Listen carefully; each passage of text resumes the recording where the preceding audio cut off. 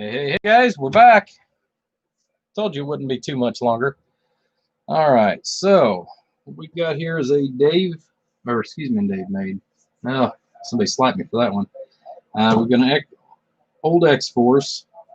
Says 4001 2 HD amp or HD bass amp, so high drive.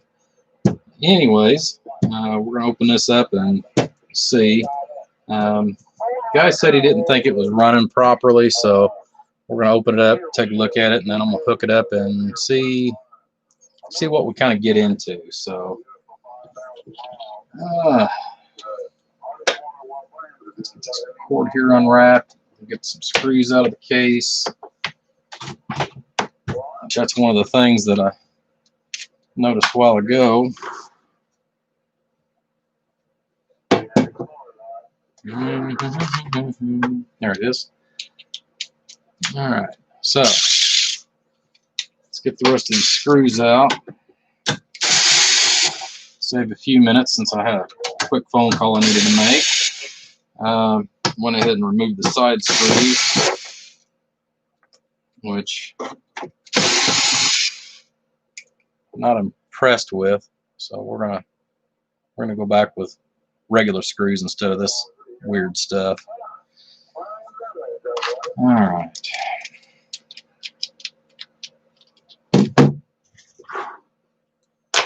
So, moment of truth. Dun-dun-dun.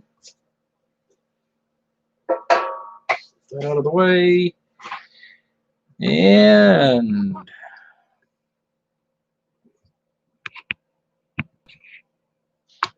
well, you guys can see the same thing I am.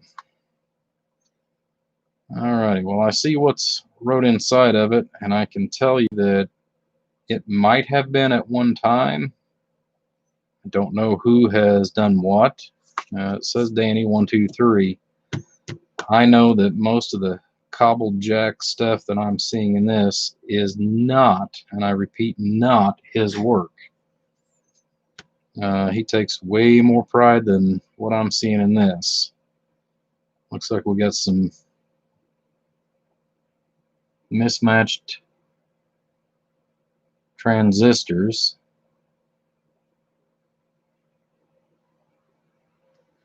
We got one 2879 true HG. I don't know if these others are from way back whenever they first started or what. Looks like somebody has possibly handwritten. Wow. Well, hello, Fat Cat. Yep. Yes, I am still at it. I am definitely still at it there, Slim. And yes, I know it's late, but I've still got another 5 hours before I go to bed, but I'll probably shut down here in a couple of hours and call it night. Good evening, Warren. I see you popped back in there. But yeah,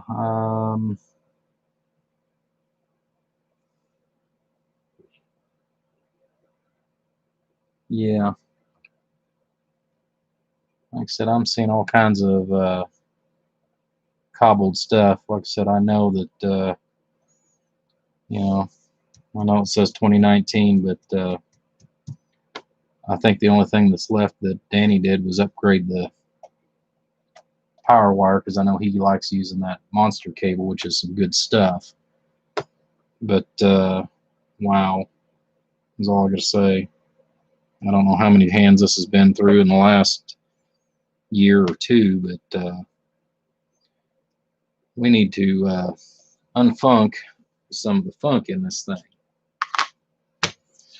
Let's hook this thing up. See what it's doing. Since it's in here for a bench test and for repair.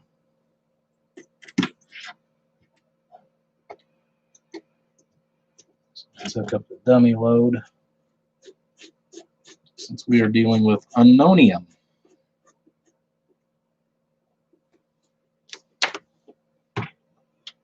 which is kind of like pandemonium, but geez, Pete's.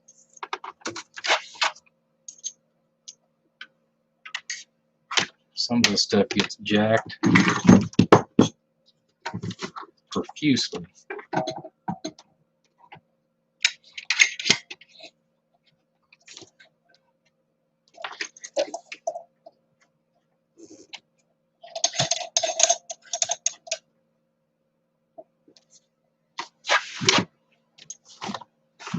All I can say is wow.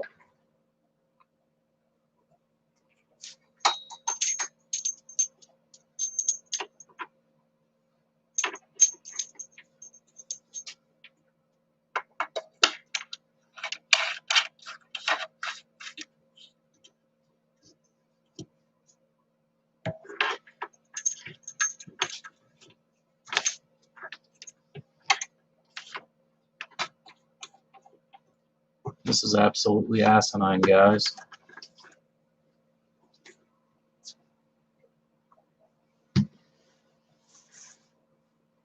Past your bedtime, huh?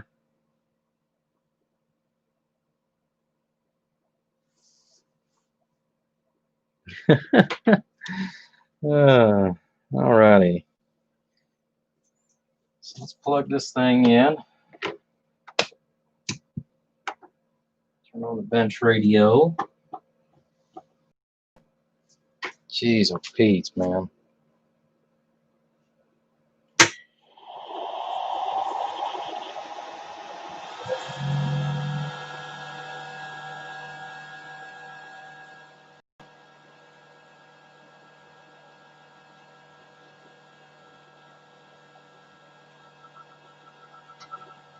Let's see what it does. Hello, how are you? How are you?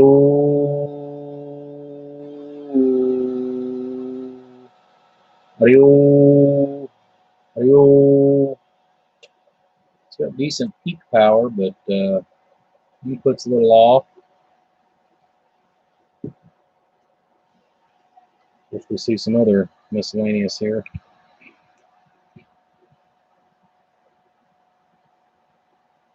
Alrighty.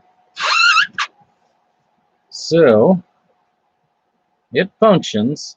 Doesn't look great, but does function here. So we got our 5-watt slug in reverse, going back to the radio. 5-watt slug in reverse, going back to our 5,000 watt for dummy load. 500-watt slug in 1x position for PEP, and our 250-watt slug in RMS. So let's take a look and see what we've got here. I'm just running just Cobra 29 into it. So hello, how are you? 1.5 on the input.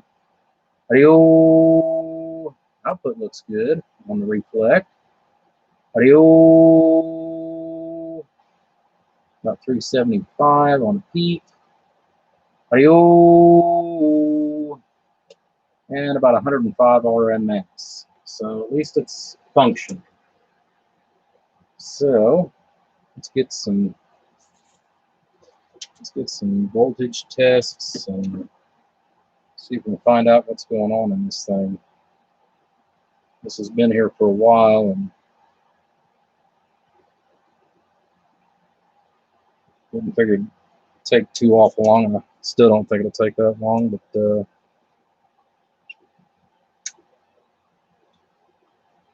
okay, so probably should get a little more out of it than what we've got. Voltages, it's set at 15.5. See, just with the radio drive, let's see what it does here. Audio. Okay, 14.6. So not a whole lot of drop. There's going to be a little more drop once we get the amp up and going, and we actually put a little drive into it. But all I can say is wow. Oh, one more thing. It's got a preamp in it.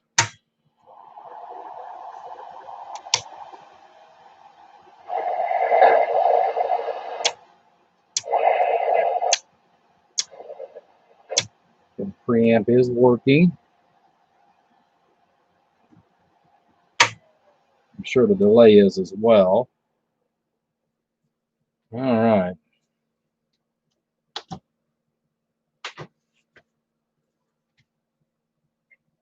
Focus. Yeah. Sometimes that thing will focus and sometimes it doesn't. But yeah. Sorry about that. Like I said, we'll go back and revisit the numbers and stuff. Yeah. But yeah, like I said, guys. Yeah, this is a board that, like I said, I know it's been in for a repair from one other time, and then it's come over here, and like I said, there's an ancient 100 ohm resistor there. We got some fuckery going on. Oh, that's always lovely. Touch a part and it falls off in your hand. I would like to know that too, Fat Cat. You know, there's a lot of builders out there, and yeah, that's sad. Like I said, I don't know who's been in there trying to comprehendibly do their own repair, but they need to stay out of it. Yeah, Alibaba. I think Alibaba, yeah, with Alibaba, at least the only thing you got to worry about is things not being soldered. At least the components would all be set fairly well in a proper format. Sometimes, yeah. Definitely what I'd call CB hack. So, okay, we got that unplugged. Wow. Let's get the cables off of it so I can do some spinning around. We're going to do some reflow. We're going to pull some parts.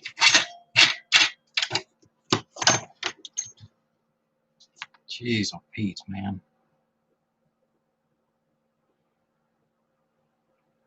Like I said, I don't know who's been in it, but I know that guy's work, and he does not do this kind of garbled goop. Not in any way, shape, or form.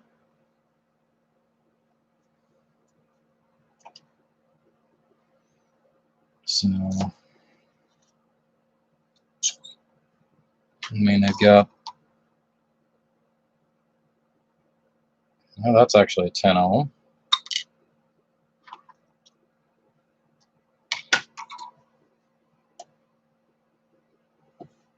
And I don't know if you guys really noticed, but let me get this camera down here a little bit.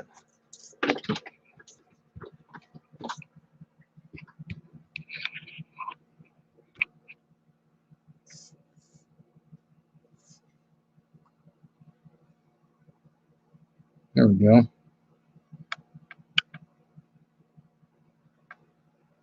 mean, that's some chicken scratch hack black solder crap. Jeez, oh Pete's. First time running a soldering iron.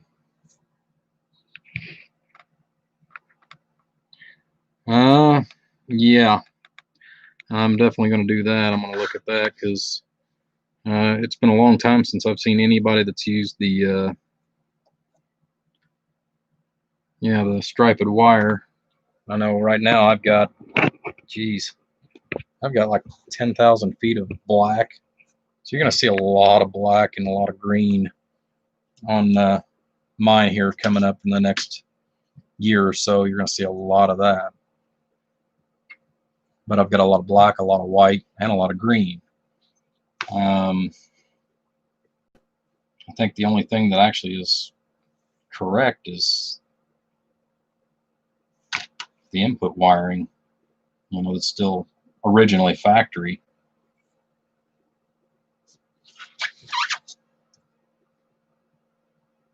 Wow. That's all I can say, man. Wow.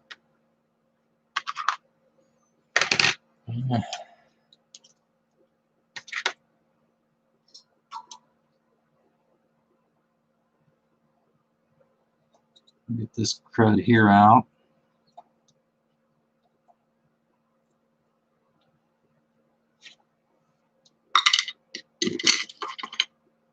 See what else maybe falls out or falls apart in my hand.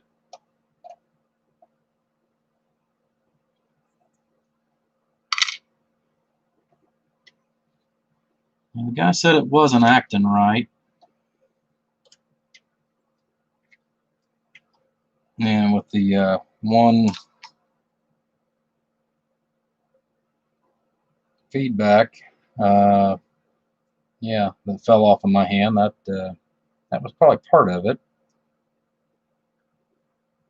I mean, I'll give him credit. I mean, it's a big enough disc capacitor, but geez, that's just crap.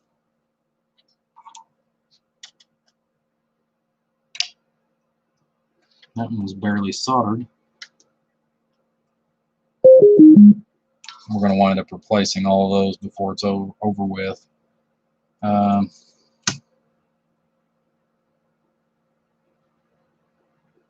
Looks like brown, black, brown. If that's the case, that's a 100 ohm resistor instead of 10 ohm. Survey says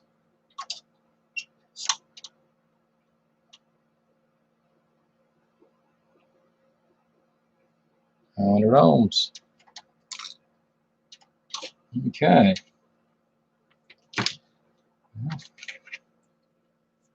It's in there. The only thing that was helping carry it was the other side, and that looks like that's getting hot. I don't even think that's Teflon. Well, let's go ahead and just pull the other ones out. I know that they haven't been changed.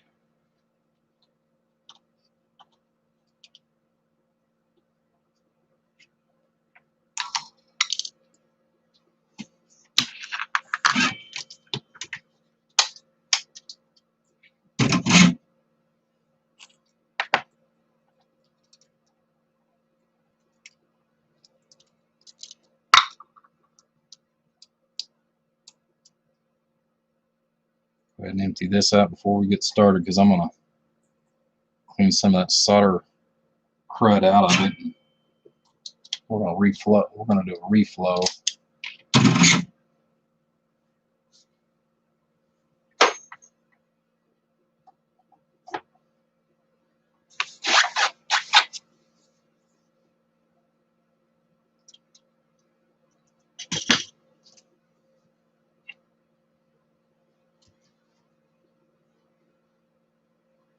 Oh yeah, buddy. I've definitely seen worse. I've definitely seen worse. I've seen better, but I've seen worse.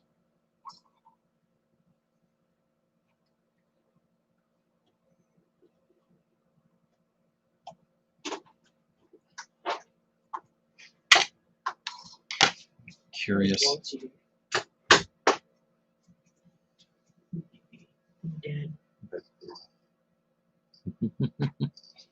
Yep. Since this is an ancient 100 ohm, let's see if it is 136 ohms. I figured it was either way up or way down. Do what? No, that is mine. That is that's already been taken care of. You're not on my insurance. You're running on your own. I was saying, did you add yours? No, you cannot insure the same vehicle by two different people. Oh, I didn't know that. That's where I canceled. I canceled mine. It's just I haven't got a new card yet. Okay. Yep. So. She was wanting you, and I don't want to roam around outside. All right. Well, you may want to come back and get her though in about 10 minutes. But if you would go ahead and take the trash up to the edge of the road. All right. So. Yeesh. Good evening again, John.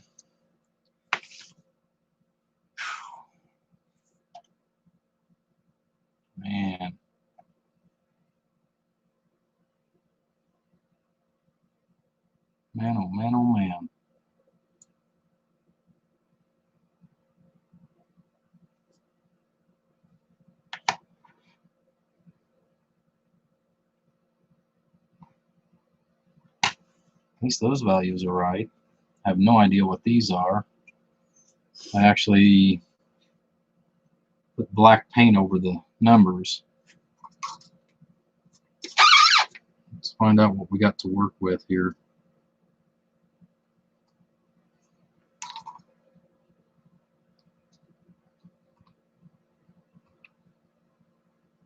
Focus. Yeah. No numbers.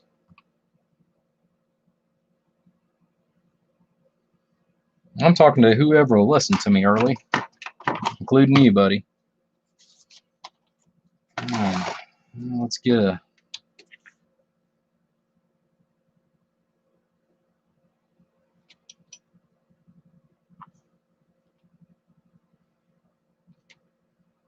Okay, let's get a reading on these and find out what I've got here. Okay.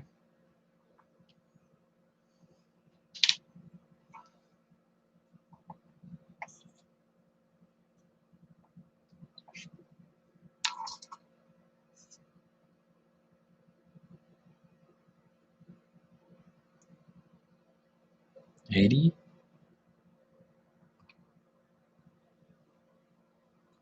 See that thing to focus here. Looks like 80 or 8L, 8J.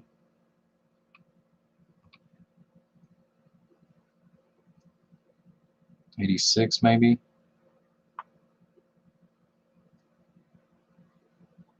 5 puff difference. Okay, that's doable, but it's a little on the low side. Both of those, so that's going to have to be changed.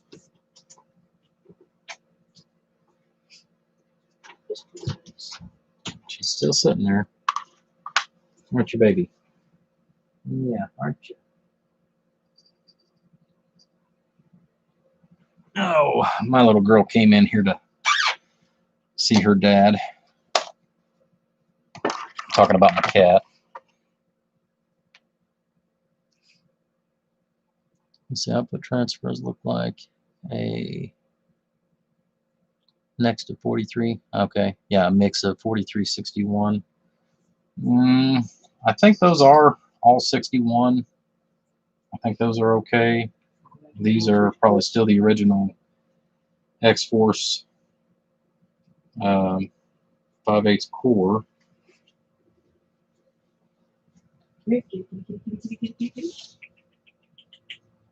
Where's she at? So I don't roll over her.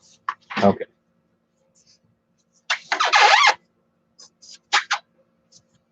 Oh God, it's cold. That's not cold. Come here. What have they done here? No. I'll come back a little bit and come get you. And starts hiding because I ain't gonna try to get you out of there. Yeah, she'll come out when she's ready. Alright, I'm gonna go finish my movie. Okie dokie, kiddo. Love you, Dad. Love you.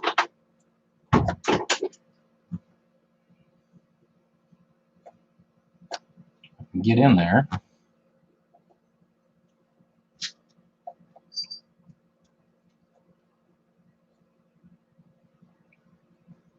Come on, baby. There we go.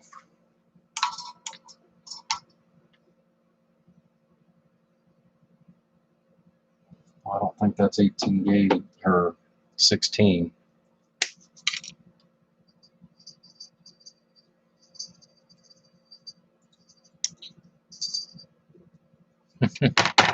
Rattle, rattle, rattle goes the cat's bell. All right.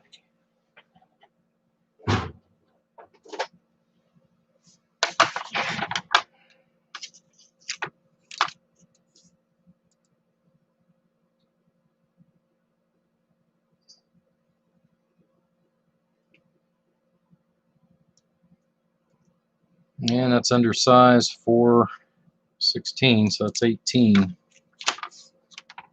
I know there's not a huge difference, but there is a difference when it comes to inductance. I know this is the same wire that they use to wrap the transformers, so we'll get We'll get that hogwash out and we'll rewrap the transformers right, and then redo this back here a little bit. Jeez, oh Pete's, people.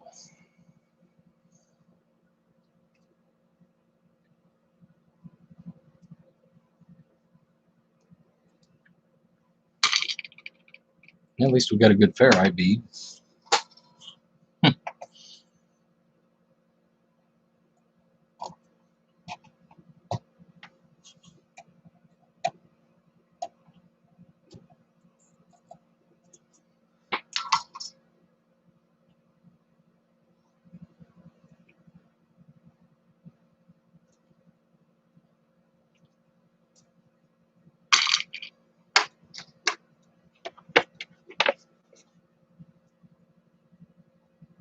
Yep, I did get me some dinner.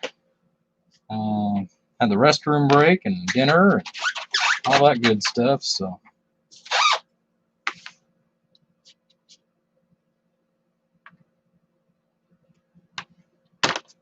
sure, I'm hoping.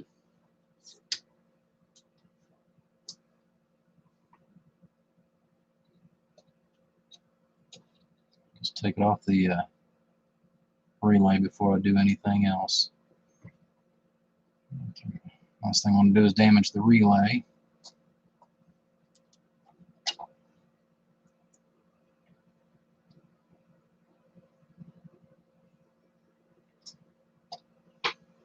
Okay.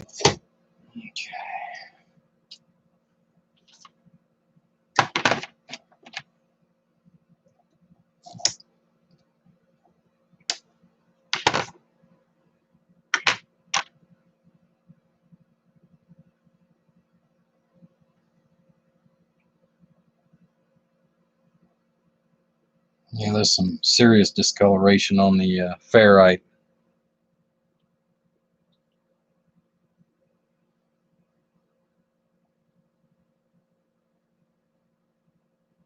Well, hello, Charles. I see you're back in there. Nope, can't save that. But I do have the right place to put it. Right there. Since I use that for basically a small desk trash can now. I know, Fat Cat, it's sacrilege. Alrighty. Well, let's get this crap out of this poor amplifier. It should be a fairly easy fix.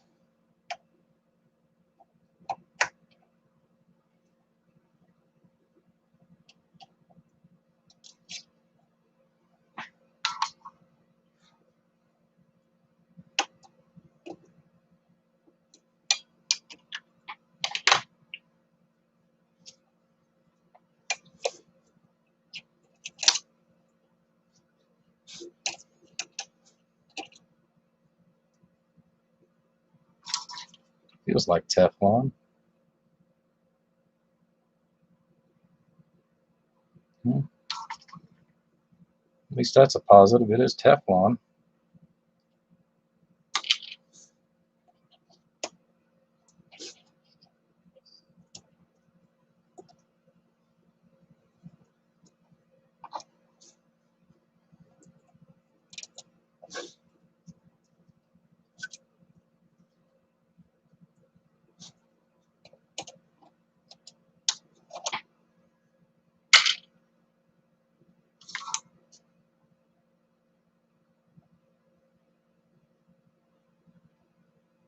Okay. I just had a nick in the wire, but I wasn't sure if that was that or if it was Teflon, so that is okay.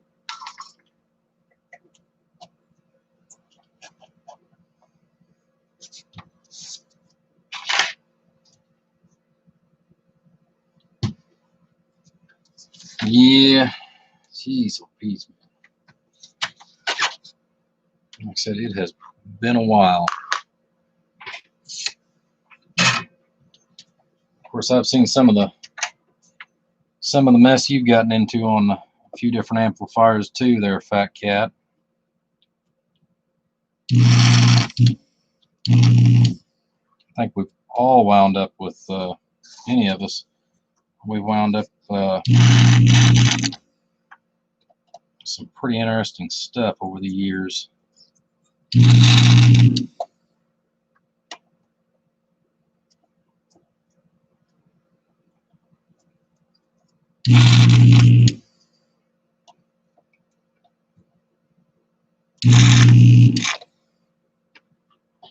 Not interested in getting all the solder off. I just want to get all the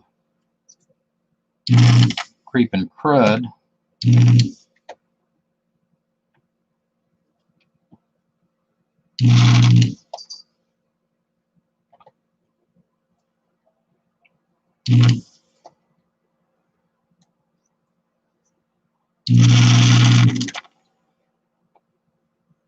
Just interested in the creeping crud.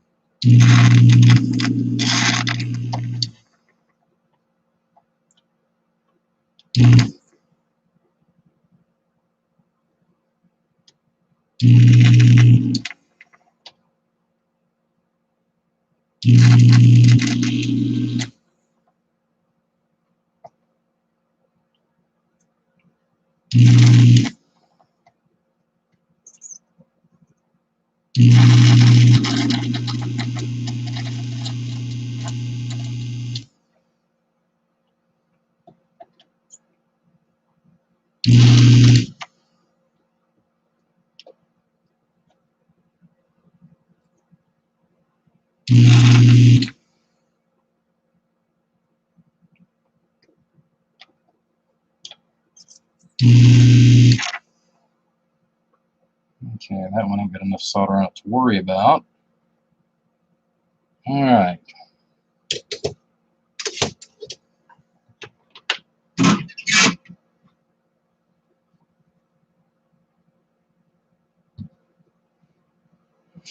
Change it all. I would like to, but I know that this is for an elderly gentleman. So we're going to take care of a large portion of it and kind of go from there.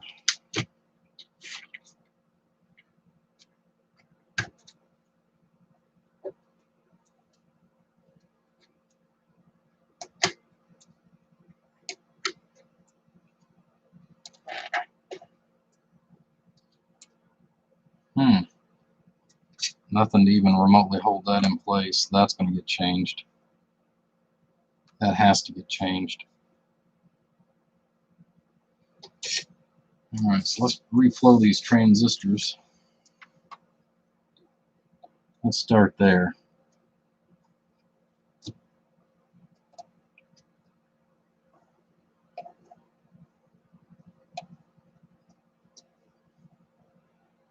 This thing has a very distinct odor.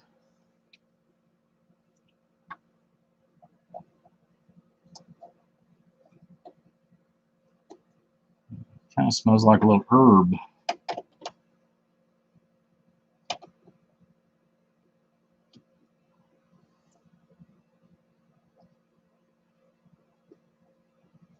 So there may be some residue in here. Let me wind up hiring a kite, guys, before the end of the night. Just reflowing this solder.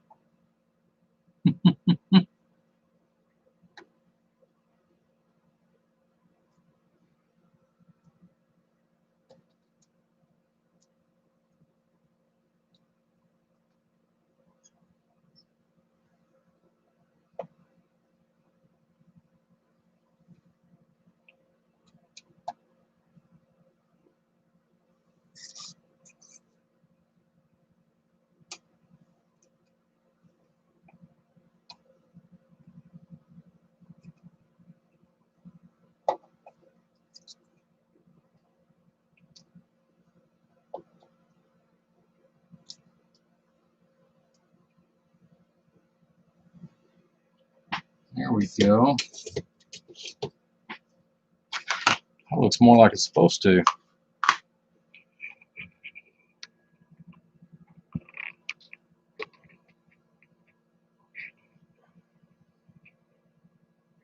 Hopefully that'll be a little bit better angle for you guys to kind of see what I'm working on.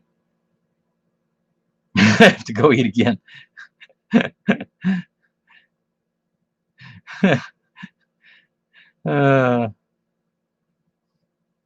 Medical use only.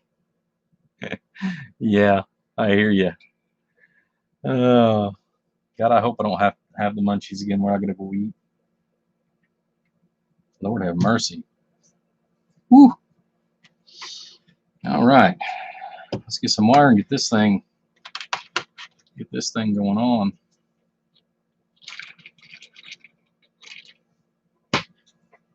Do have a use for this though.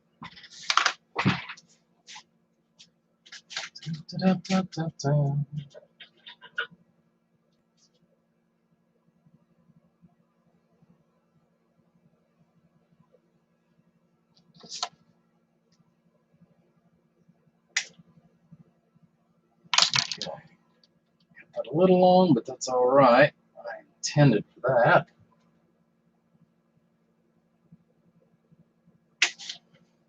It's the colors, man, the colors.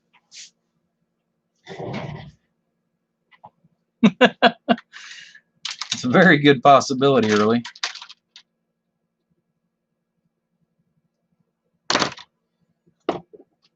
God, once in a while I ought to use them. I don't know if you guys like this better as far as more of an overhead view. Like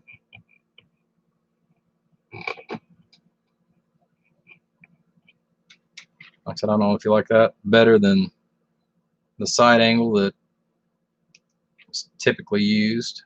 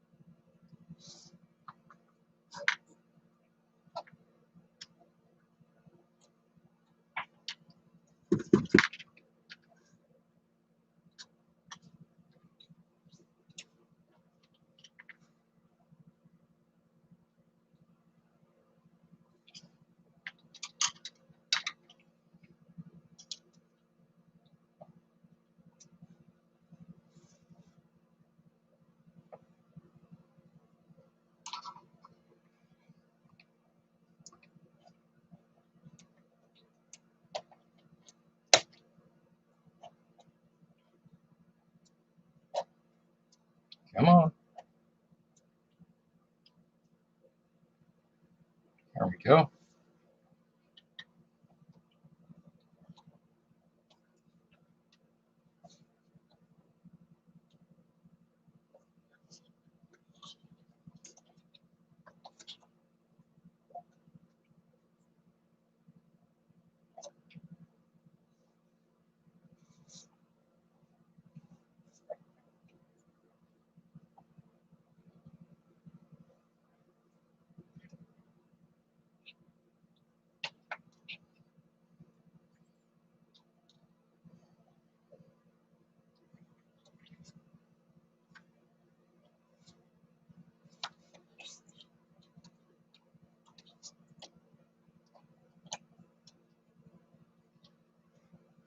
Okay.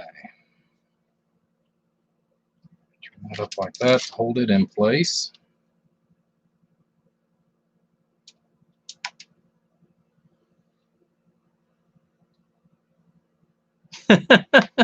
Yeah, this is definitely a puff puff give for sure. Woo.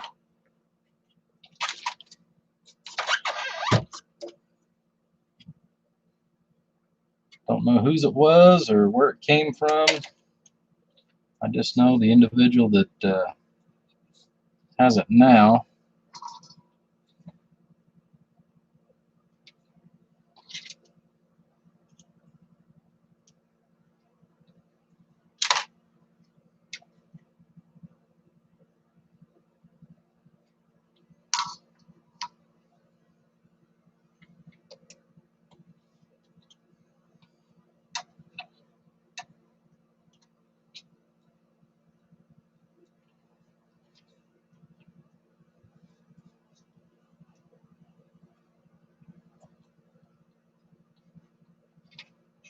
And this guy is actually somewhat local, but owns it now.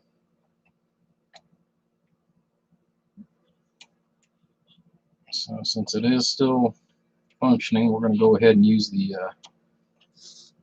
current transistors, and if he would happen to blow a transistor, it shouldn't be more than almost a complete drop-in as far as whenever we're back at that point. I know he doesn't keep stuff a whole lot of time, but like I said, we still want to make sure everything's kosher on it. All right.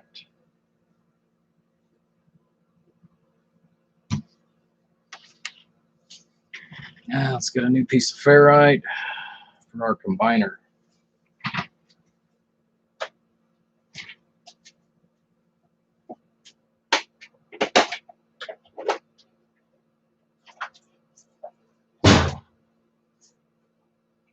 Dun, dun, dun.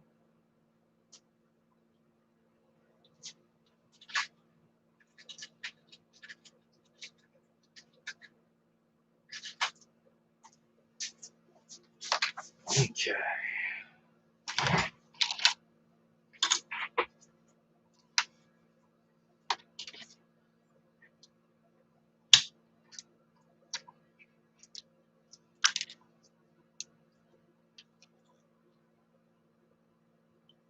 You're immune to it now.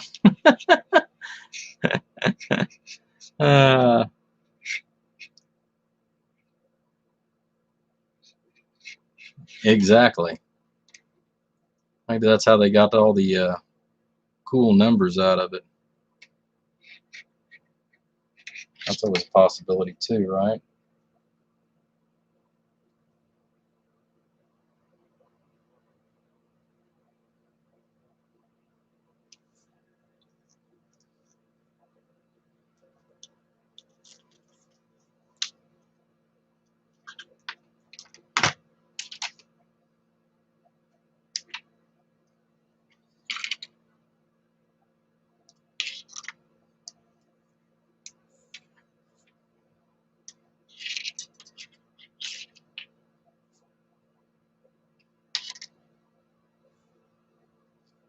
However,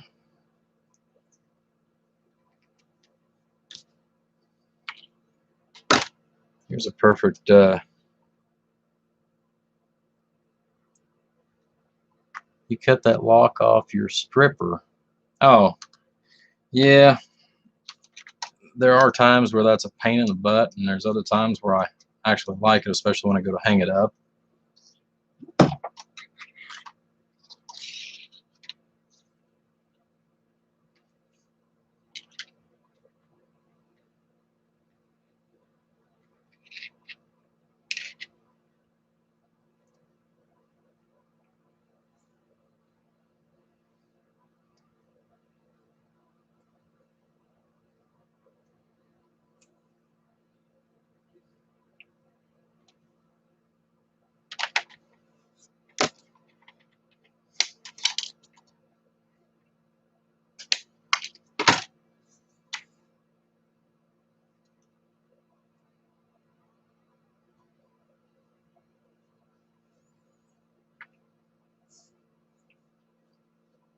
Since this wire really doesn't have any other use that we just pulled out, this is, however, ideal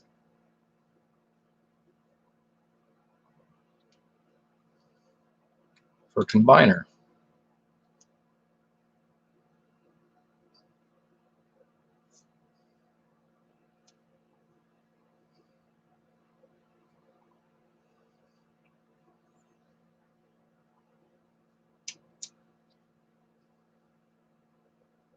It's one thing I don't like doing is wasting Teflon wire.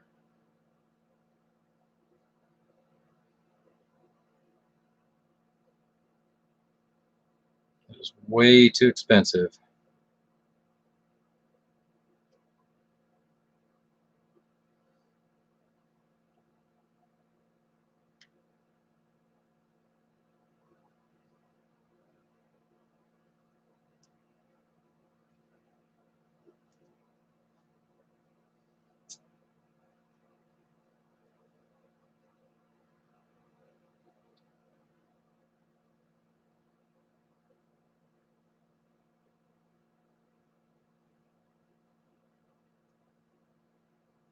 Come on, you silly thing.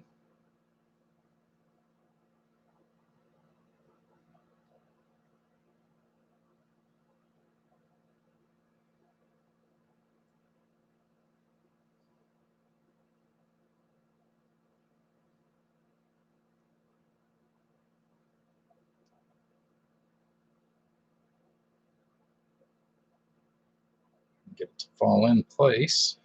There we go.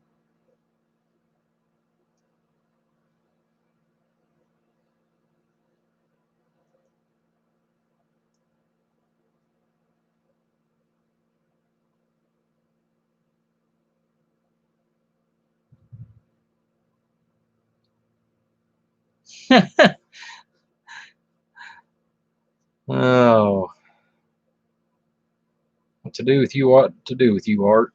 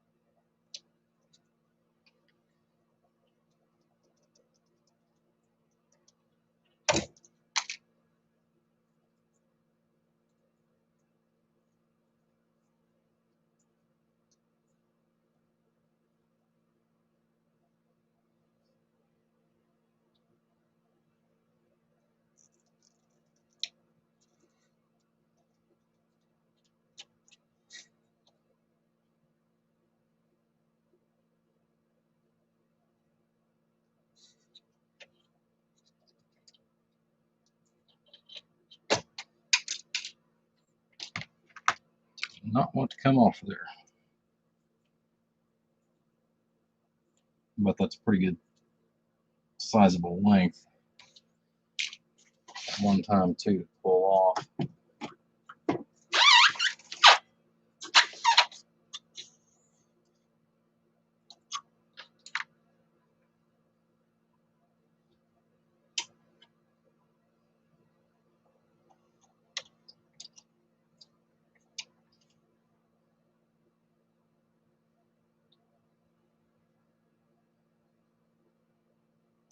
Okay.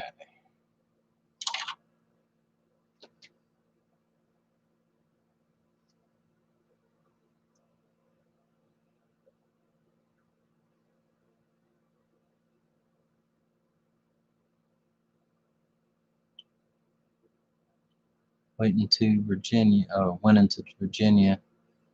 That gets a load of me, and I'll be there on Thursday, and I'll not be leaving.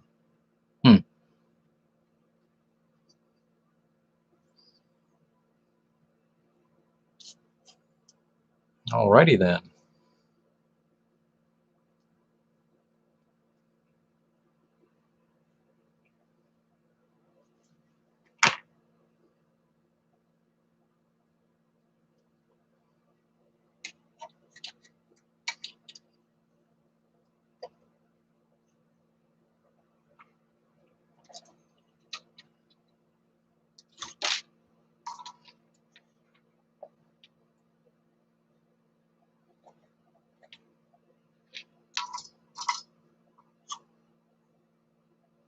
I'm just going to relocate that a little bit.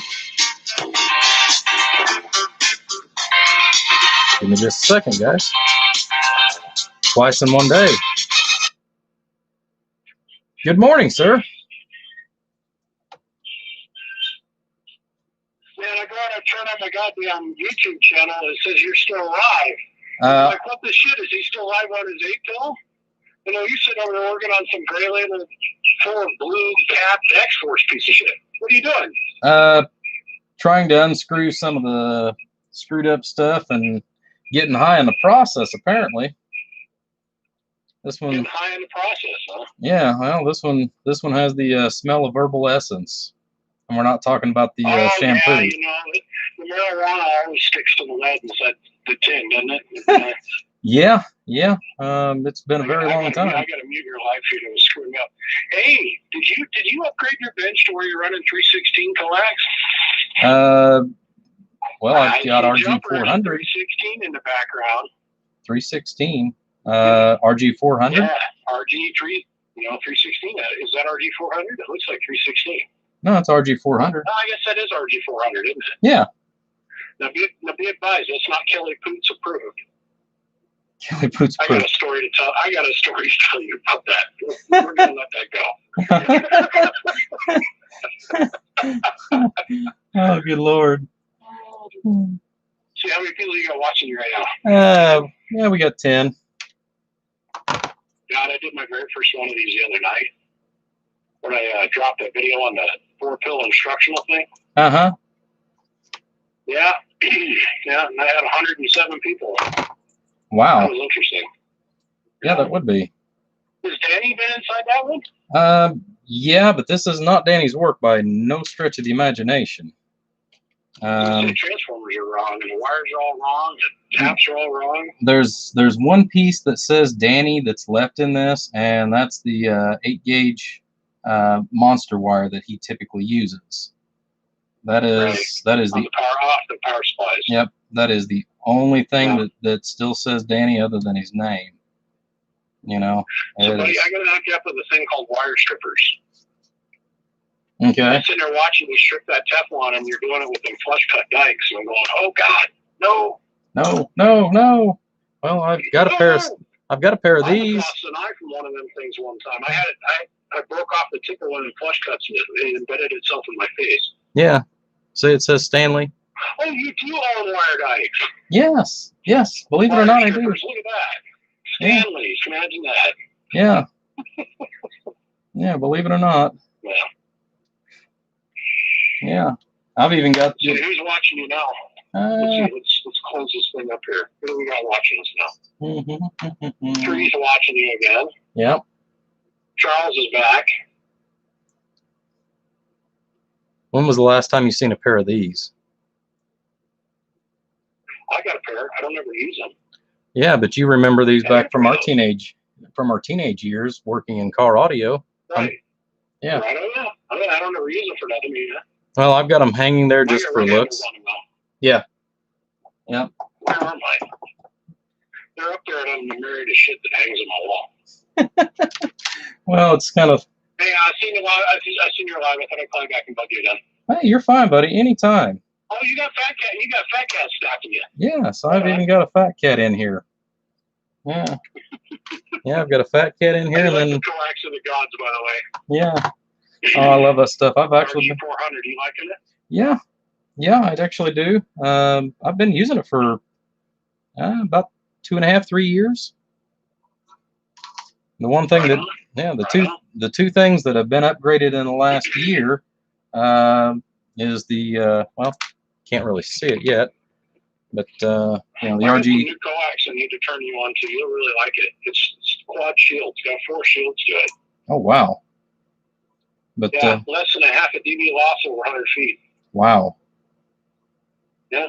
That is definitely something that would be interesting. Gee, where'd you get your triple meter idea from? Well, I did that. It must be some asshole out of Idaho. It could be. It could be. You might have even heard of him once. That guy's a jerk, dude. He can be. Dude, I know a girl. Dude, listen to me. I'm telling you, asshole Idaho. I know a guy that dated a girl that had a girlfriend that knew another girl that had seen a guy that actually dated a chick that might have seen his penis one time. It was scary, dude. And she said he was an asshole too. Oh, good Lord. Take yourself seriously. Hey, brother, I got a customer here. I was just tuning into YouTube to go show him one of my videos as an example of what we were talking about. And I seen you were live, and I thought I'd say something to you. Yeah. Yeah, this is actually the second one, obviously. So, but all right, bud. Later on. Hey, if you're going to be up. Be good. Have a good night. Yep. If you're going to be up for a little bit, I'll send you a message if you're still up. If you want to have a chat. Brother, hit me up tomorrow. Okay. That'll work. As soon as I get my customer out of here, I'm going in the house. Hit me tomorrow. There you go. All right, buddy. Have a good night. All right, buddy. Bye-bye.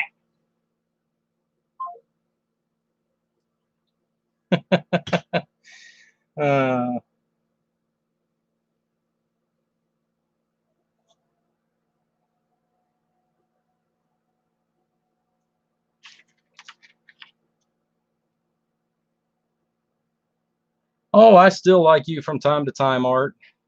You're a great guy when you're asleep.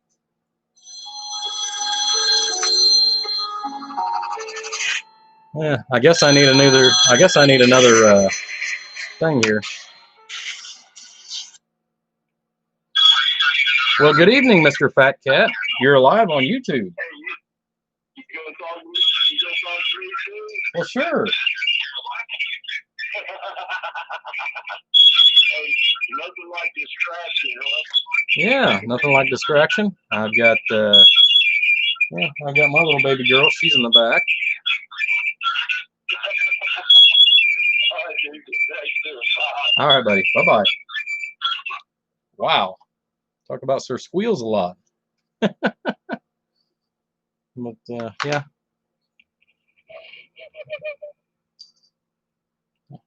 As you can see, my baby, she's laying down. 48 pill in the back, 6 pill. Something that I got to do yeah, some other stuff. I've even got somewhere in here, I've even got a Galaxy 86 that I've got done for a customer. Don't have any way to contact him. He didn't leave any information with me.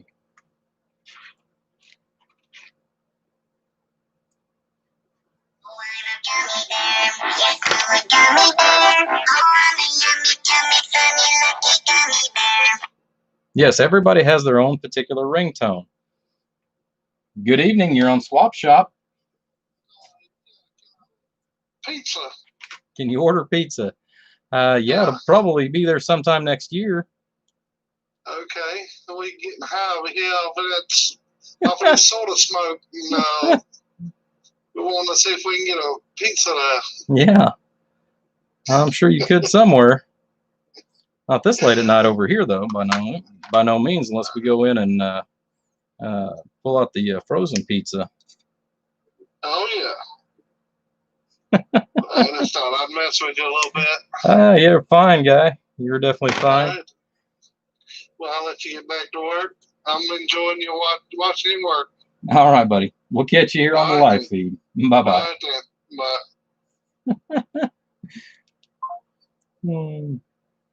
All right, so let's do this. Put everybody on silent. Oh. I should have said good evening, caller.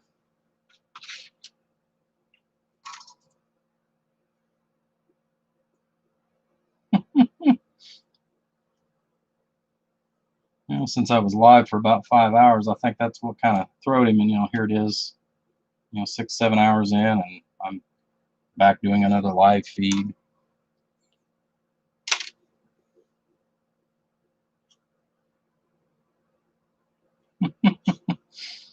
All right, so before we go ahead and install this and put the cap back in, I do want to cut a piece of adhesive for that relay.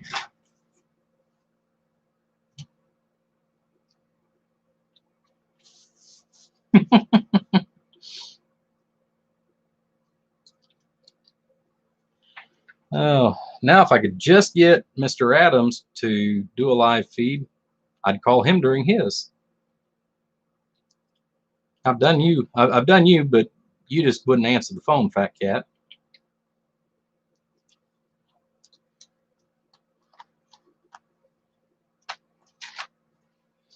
But yeah, it's really nice though whenever we've got several guys out here. We're all builders, we all do the same thing. And I thought I had that on silent. And yes, Slim, you are going to silent, sir.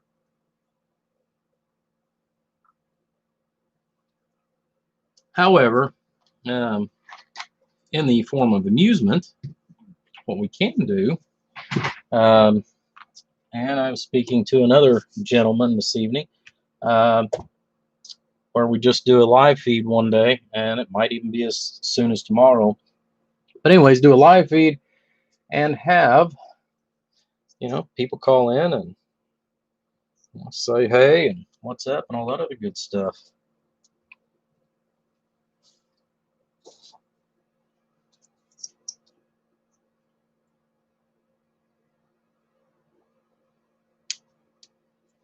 Okay. I'll tell you guys, this stuff is the schniz. If you're looking to replace your old tape that you use as far as on the relays and stuff, this stuff is the schniz, man. Gorilla. It's crystal clear. It has like 3 times the adhesion. I've played around with this stuff on countless different occasions where, just for an example,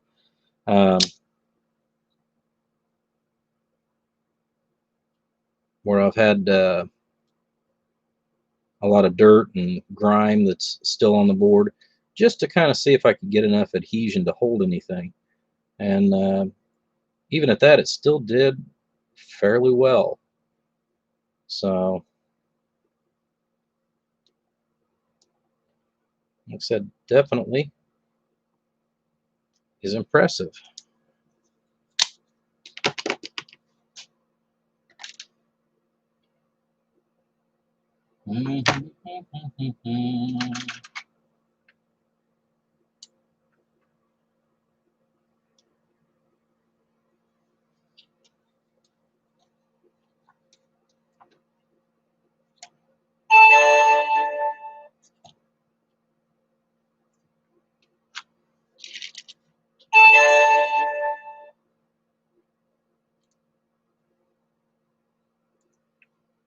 Try to get that slit underneath there.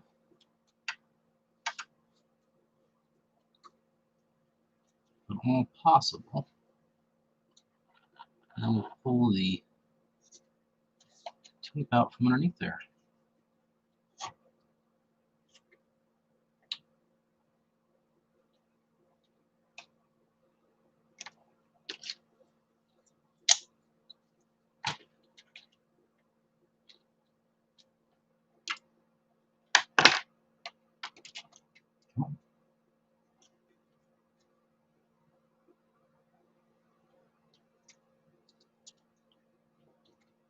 Onto that.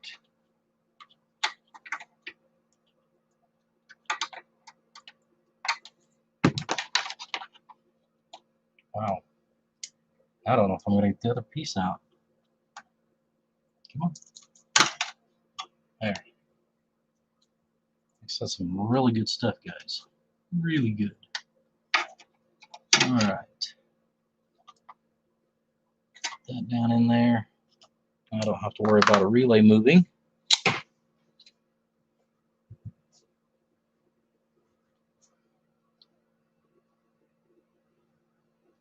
Yes, it is not that I don't like the East Coast boys, but we've had builders call in tonight.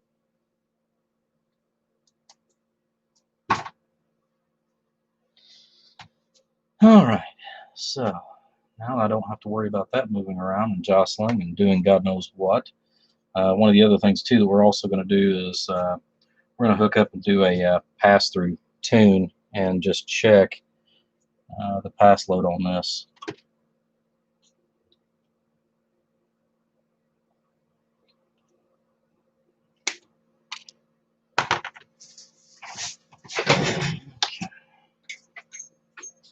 Shouldn't need the large one anymore.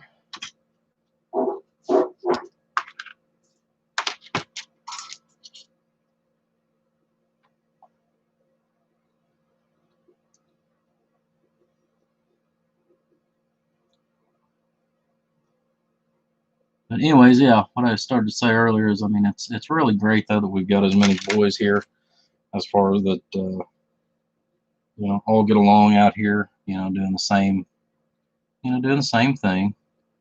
You know, we're all out here building amps and just doing our own thing.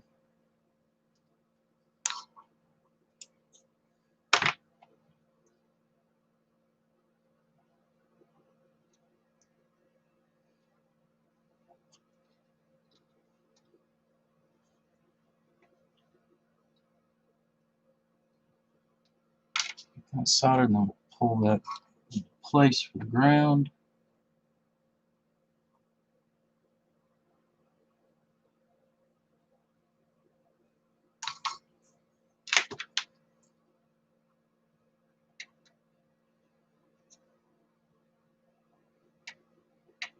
This actually looks like a tuning cap early that you typically like to use.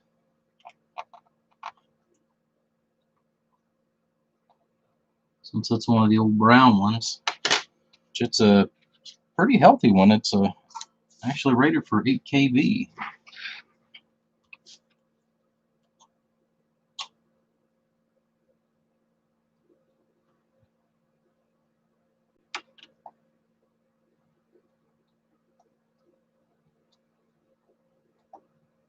Boy, smell the marijuana burn tonight. Alrighty. It's back in place. I already had some made up from another previous job. So we are going to replace these as well. Dun, dun, dun, dun, dun, dun.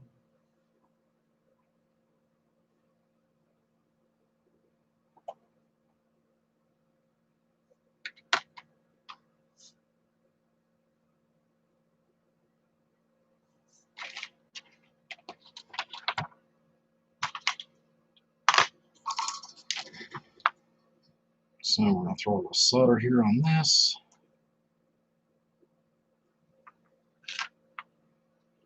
Solder on this.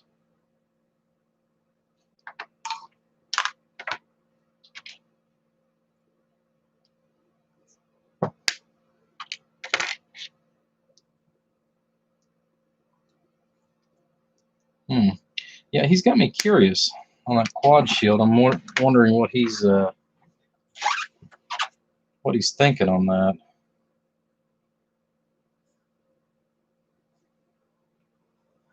Sometimes I feel like I'm behind the times,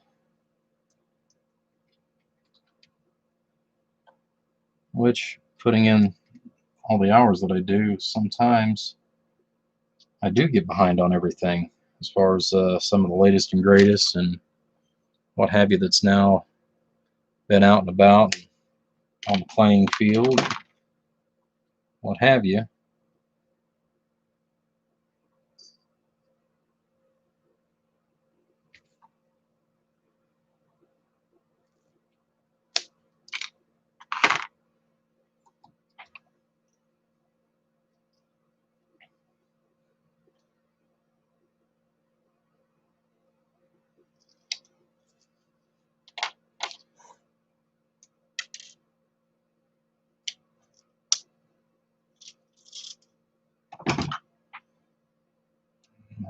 All right. There we go. Let's get this in here.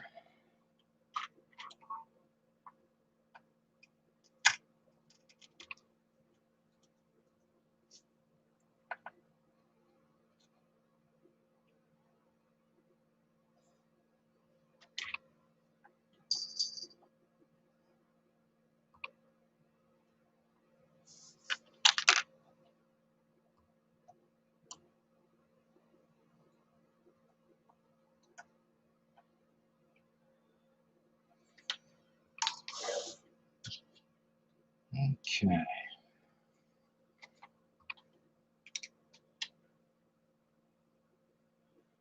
This other one in here. I'll be able to start rocking and rolling here just a little bit.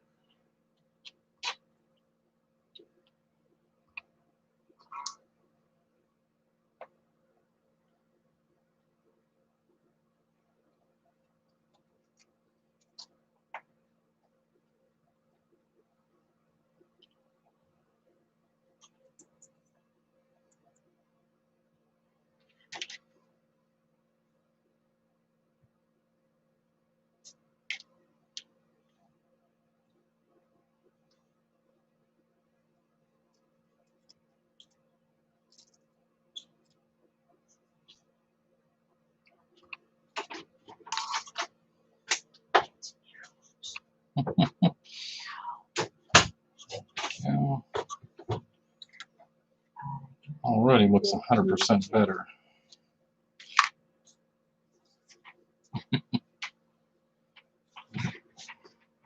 She found a soft spot. That's what I set down for her earlier the other night. I'm getting ready to make you mad. Getting ready to pick up the poor baby and take her in. Mm-hmm. I kind of figured as much. I was about to say, don't bite me. She looked at my hand like she was gonna bite me. I was like, oh, please don't. Bye, Dad. They're going to be grumpy. Yep. You're not old grumpy puss. Your kids mean. Well, she needs to go to bed and get her beauty rest. They need at least 16 hours of rest every night. Same.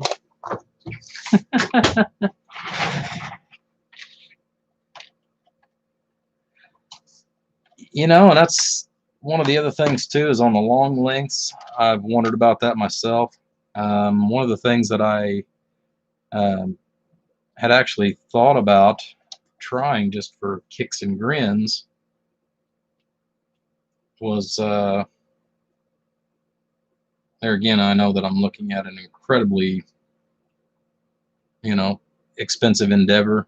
I actually thought about running a piece of this RG400 all the way out to my main antenna. Now, granted, it's overkill yet underkill. If that makes any strange sense. So,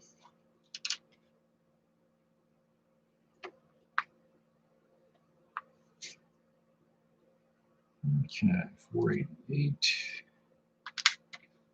81.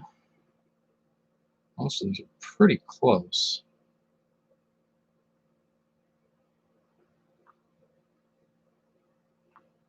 It's dead on the nose. Yeah, usually I've got a small mix of these that are already pulled, where I have taken a few hours and went through capacitors and put them in X amount of lots and da da da da da and what have you.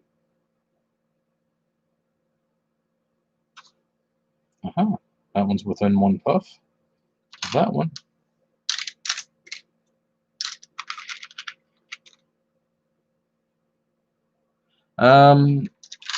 Actually, that's kind of what I've got. It's actually classified as RG213, and it's got a lot of the same characteristics of the RG213 normally.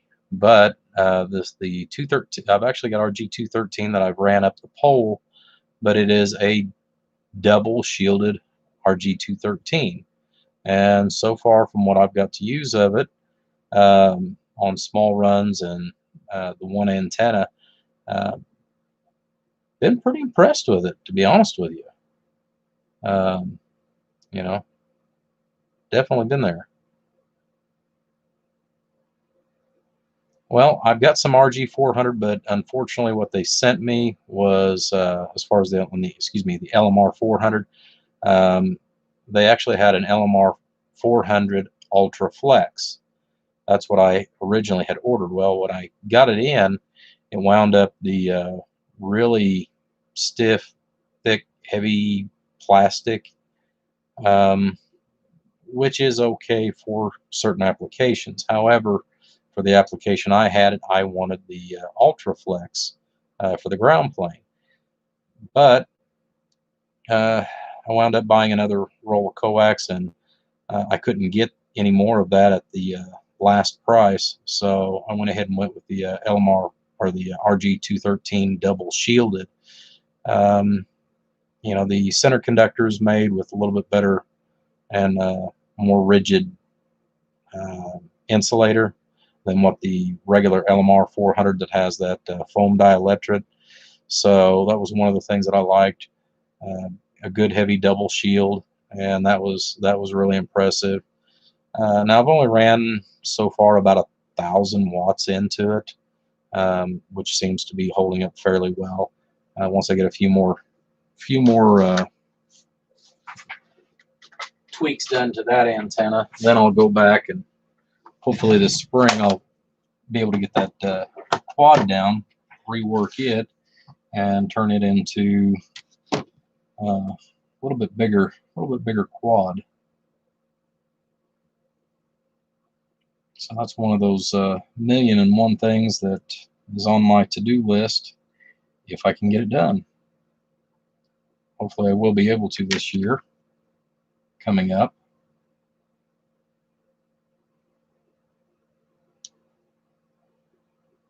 I'm slowly getting things moved around to where I've got a little more leeway on some of the stuff that I've got, and or I can actually make a point to get it set up here on the ground and get everything tuned in the way I want. You know, the ground plane's great for a lot of different things, but I like my beams. I miss my beams.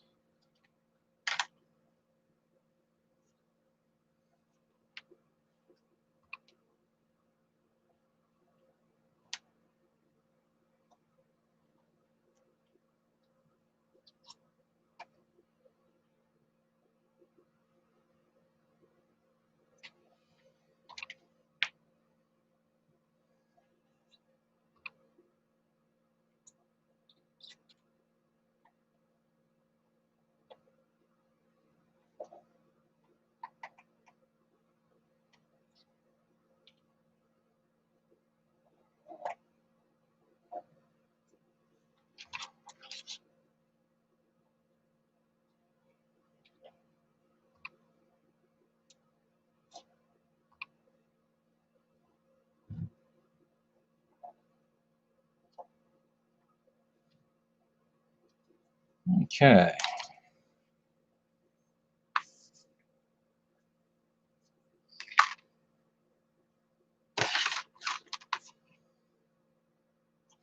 Let's see what they used on the input tune. Oh, I can read that one as well as I could the others.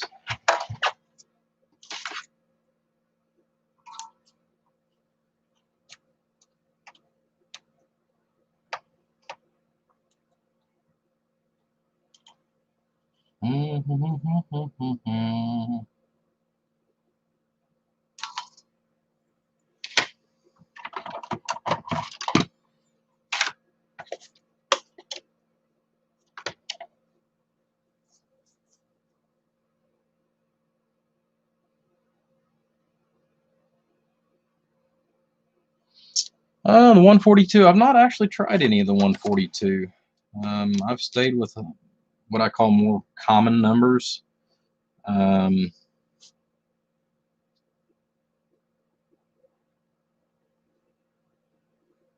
Okay, well, that is what I probably would have started with, which I know that would have worked, but I know that this input is not to suit me. So, that being the number that it is, I know roughly where we should be at.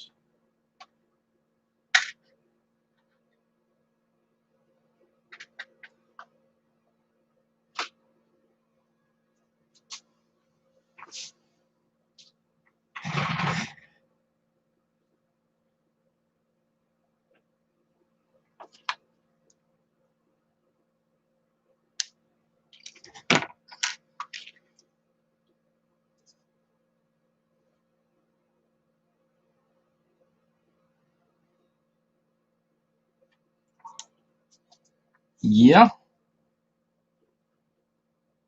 I have got a beautiful piece of Helix over here that one of my friends gave me. It's a 100-foot length. Now, if I wind up doing a few different changes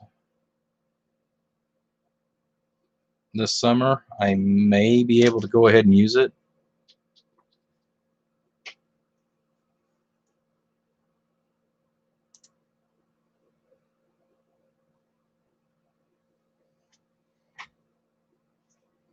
Yeah, that's another one too early that I'd like to play around with. I've not had any of it here as far as on that 393.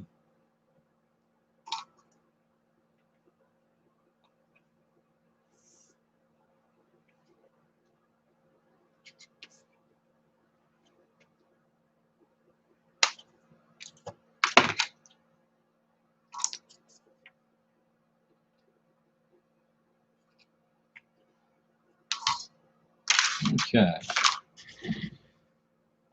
Theoretically, from where it was at to where it is, it should be a lot closer.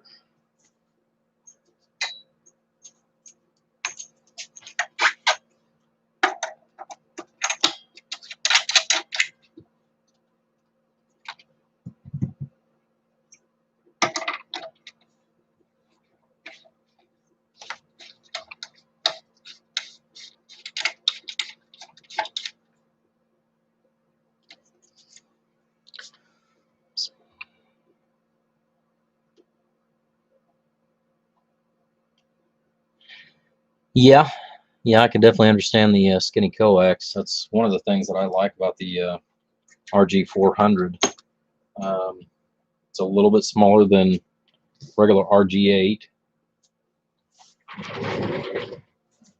Drink here. We're going to grab some meters. Grab a Mountain Dew.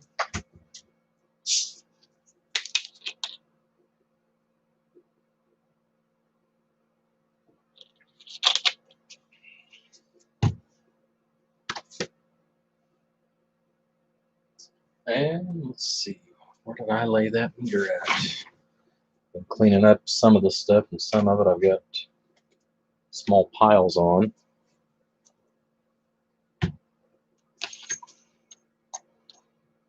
May go back over to the MFJ, but kind of curious. I haven't had time to sit down and really study and play with this a whole lot, but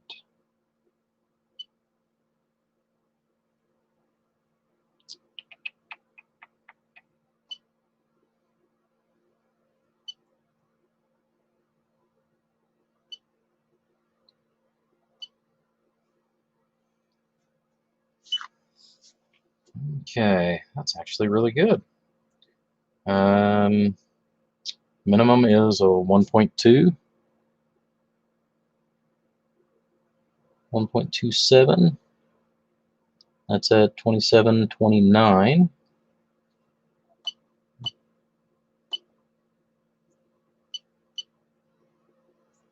Let's see, do 500 span frequency.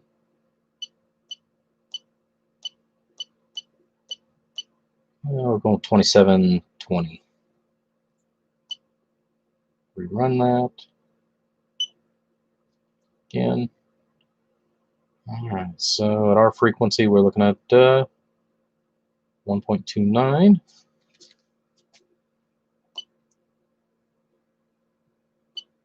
SWR meter.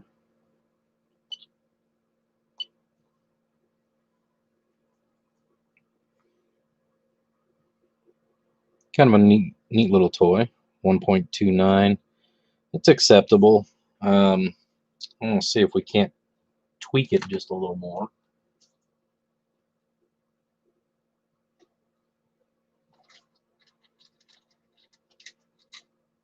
Or is on the pass through.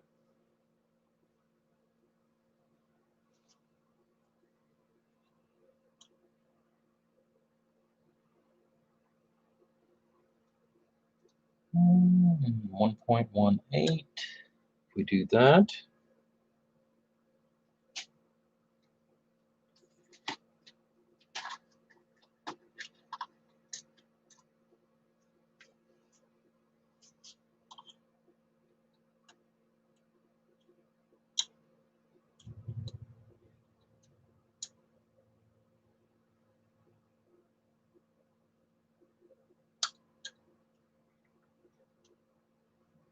Point 1.18. And so it looks like that's going to be where we're at. I'm going to go back down to where I was at because we don't want to use any more than is what's absolutely necessary.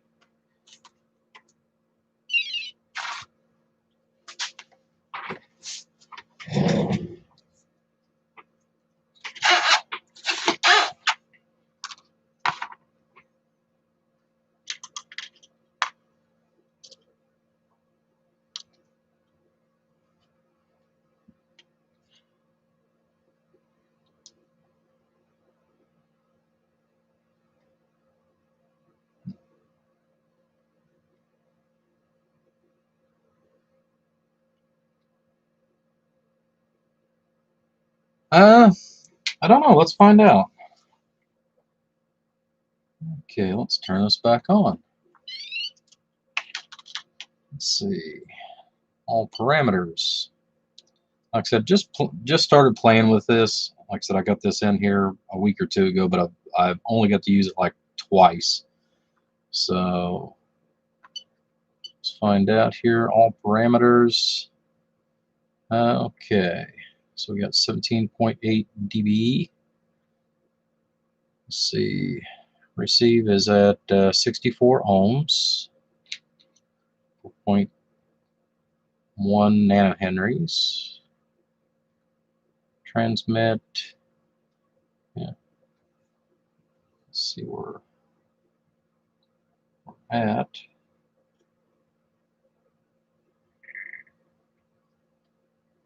And that takes us down to 58. So a little closer. Like I said, there's only a certain, you can still only go so much, especially whenever you've got a preamp that's in the circuit. You know, you're still very limited. So that's kind of where we're at.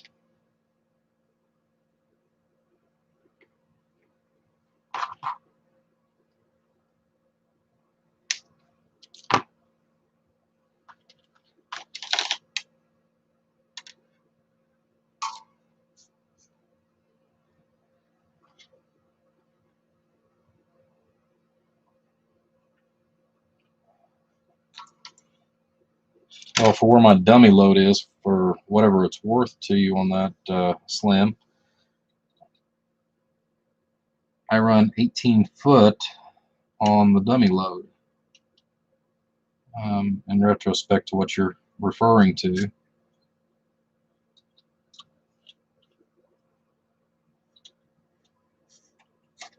But it is RG217.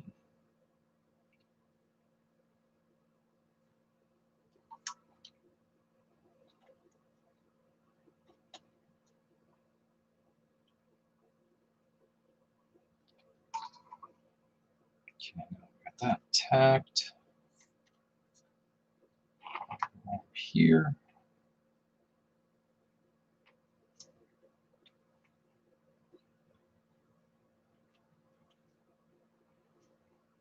That side again. Trim. I say we're not reinventing the wheel tonight.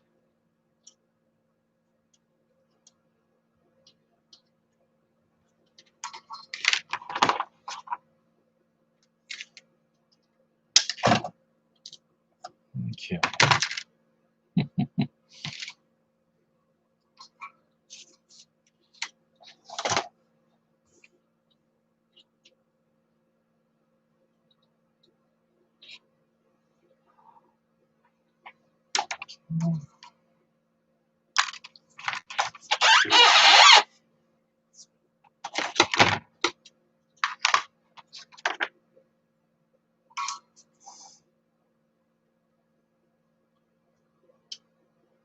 Now, one of the other things we can do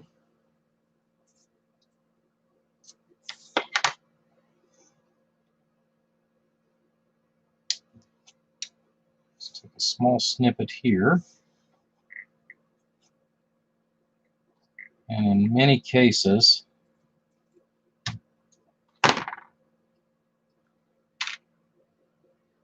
trimming the length of this wire here also makes a difference on your pass through. The goal is to theoretically keep these as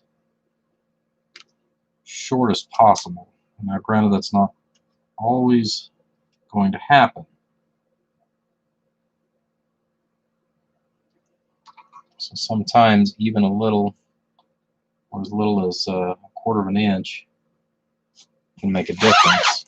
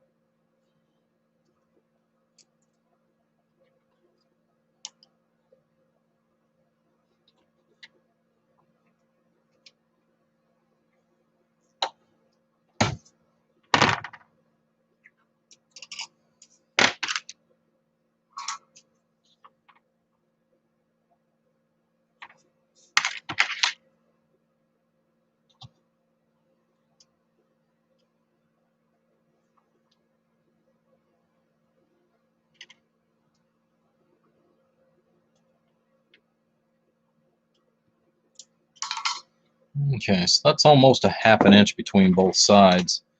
So let's give another shot here, see where we're at. Go for all parameters.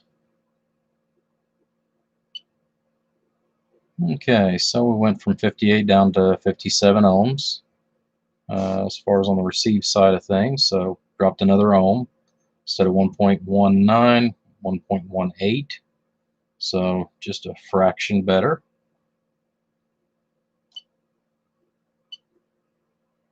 Let's go up here to the easy swirl meter. Just makes it easier. So return loss 22 dB, still showing 1.18. So a lot better than what we had, definitely. So like I said, it's within an accepted range. Now, the batteries are still up. Let's grab another meter and find another little tidbit.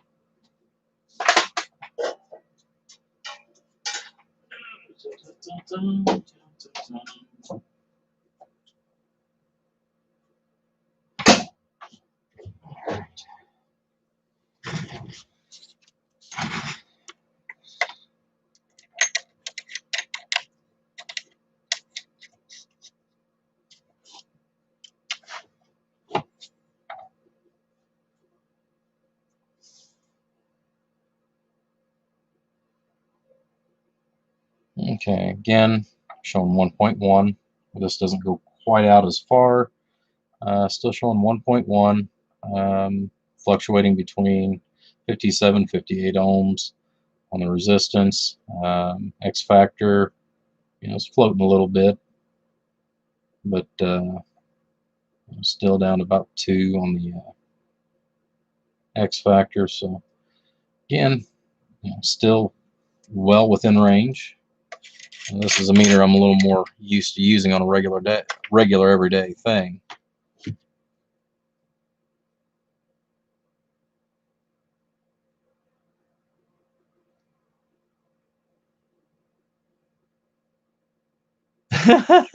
Yeah, we did.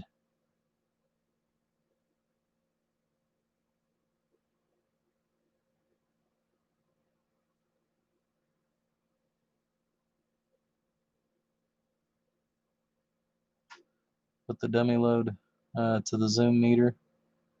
Yep, I can do that.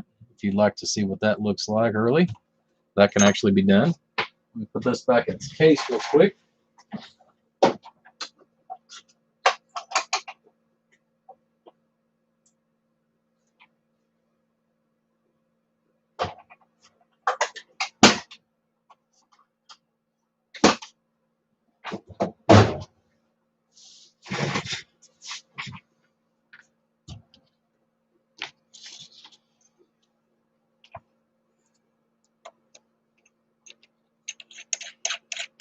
Okay, right here on the workbench, going through the watt meters. Okay. Let's go down here to all parameters. Okay, 1.06 Z factor, which is our resistance, 47.4,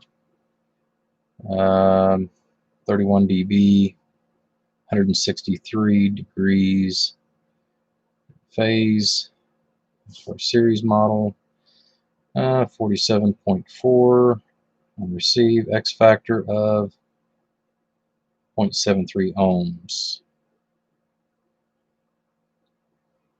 Let's see. Length here, let's see.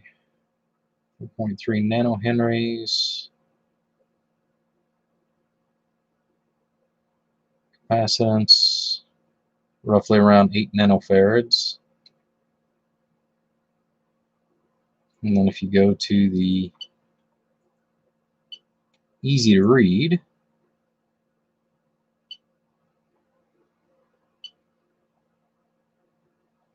turn loss 31 dB, 1.06.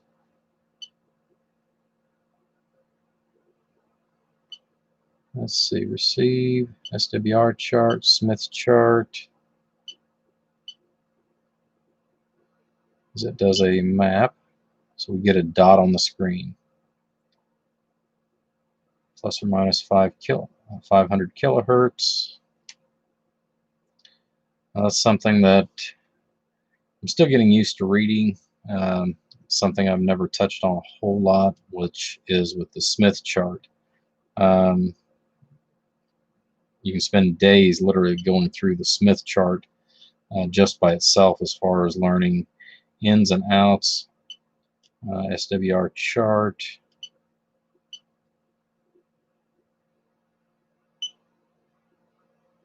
It goes across the entire band, 1.06. 26 minimum is 1.05 at 2676 in the frequency. So, yeah. Like I said, definitely a neat little toy. Like I said, it's going to take me a little bit to get used to some of the features. I definitely need to spend some time on it, by all means. But little I've got to use, it's pretty, pretty nice.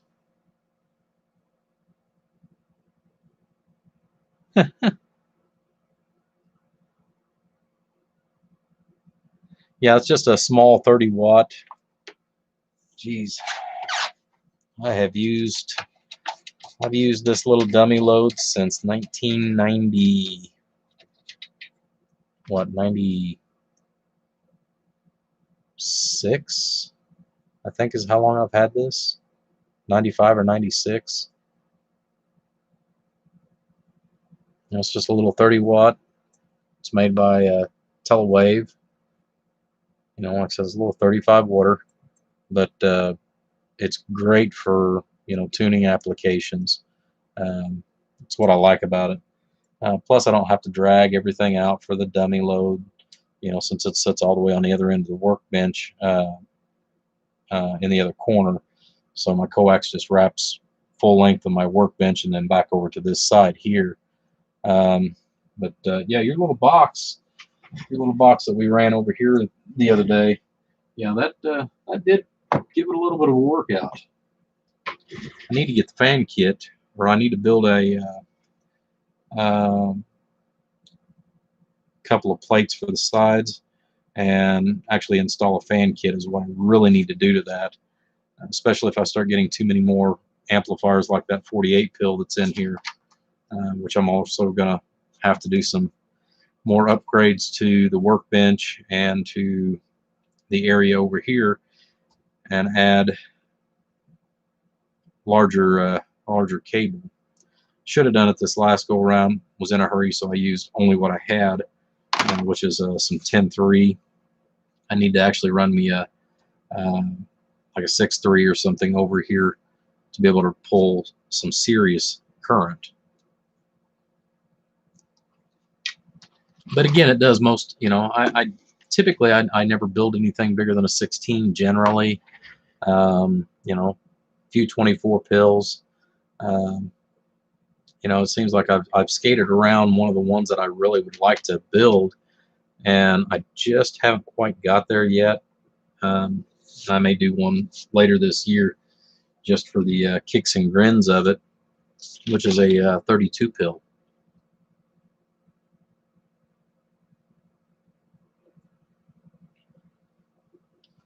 I actually ordered that online. It's by Times Microwave. I think the last time I bought it was $3.50 a foot, but I haven't been able to find anybody that sells 100-foot hanks like I had been purchasing.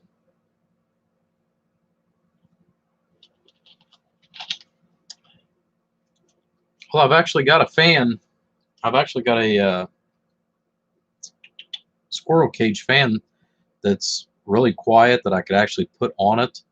I've just got to go ahead and get some measurements.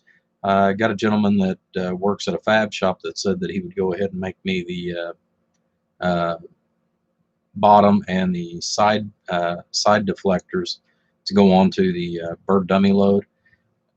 you know, so I mean, I've already got the fan. That's not a problem. All I got to do is get some, you know, get some time, pull the dummy load out, get him some physical dimensions, and he said he'd go ahead and build it for me just for what it costs for the materials. So, you know, you're probably not talking more than $100 for the materials to go ahead and build, you know, the encasement that it requires to go ahead and put the fan kit on there. So that's something that you have a straight 3 build. Okay, a straight 3. No, that's another unusual build I've thought about several times. I have not built one yet. Thought about it. As far as building a straight true 3 pill.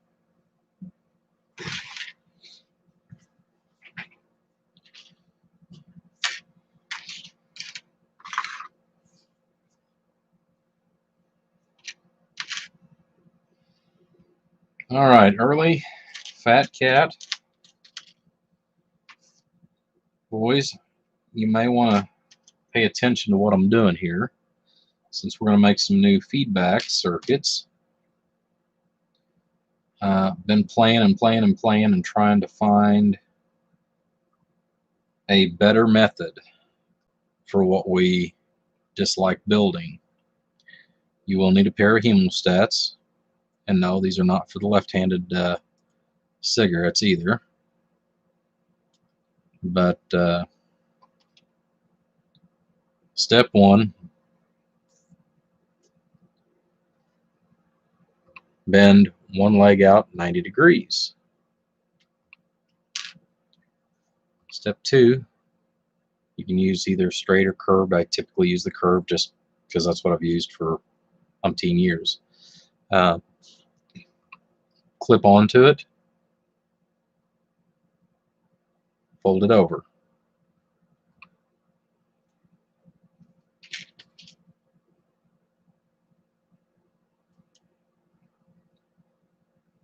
Clip on, fold over.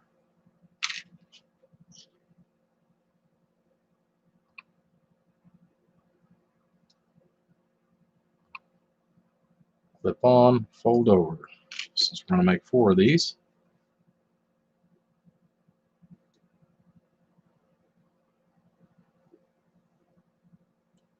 Now once you've got those all bent over, I know, yeah, that's what she said. I'm waiting for that joke. All right. So anyways,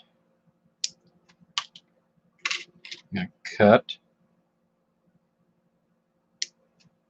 the excess off. So when you're done, it's going to look like this.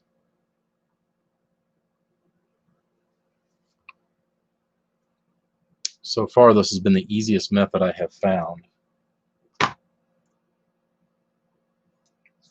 Now, once you've done that, depending on how you want to do it, I mean, I've cut enough of these here recently that I kind of know. But you know, find your short area. You know, depending, and it also depends on if you're going to put it back here, if you're going to put it up here. Typically, out of habit,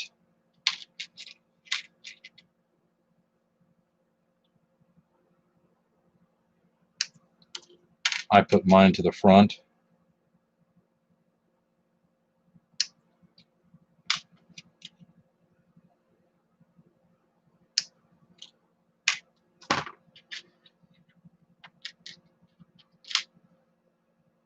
And then you're going to take your resistors. Just give them a nice little fold over on the one side.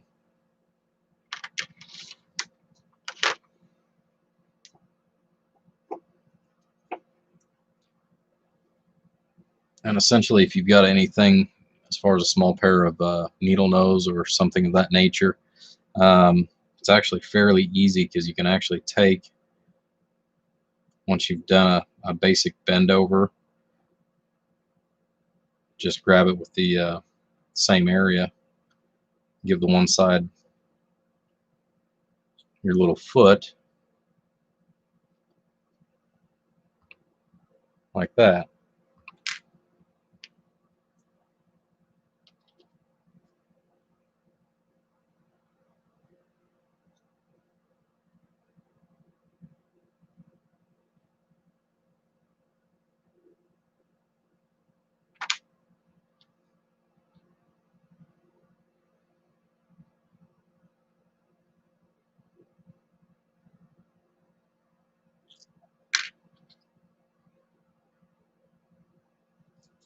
Too much work?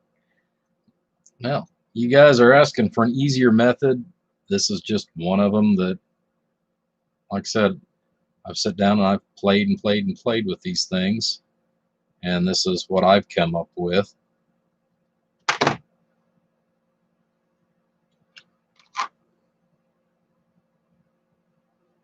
Because you don't need much.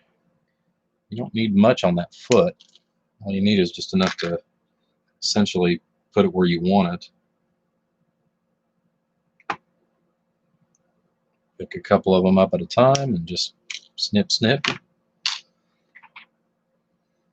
And you assemble them inside the amplifier.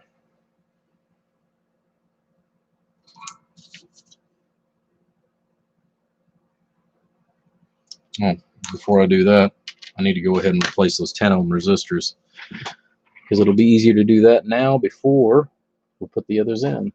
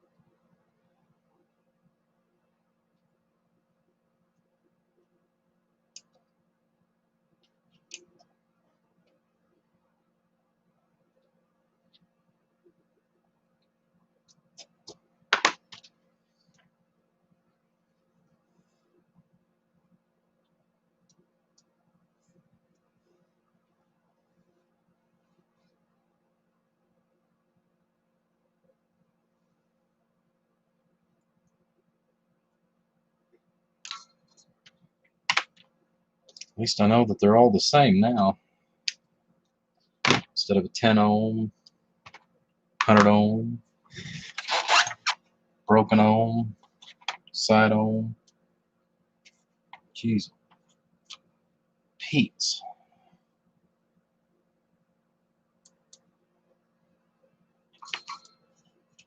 136 ohm.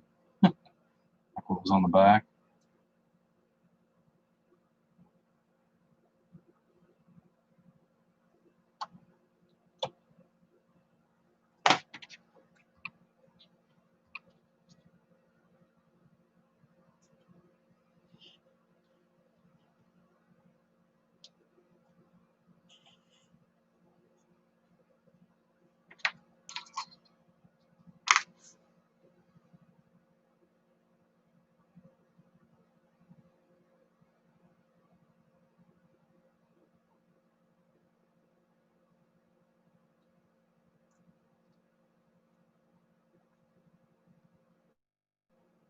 I get someone else to do it. Oh, Lord. Oh, I don't know about you guys.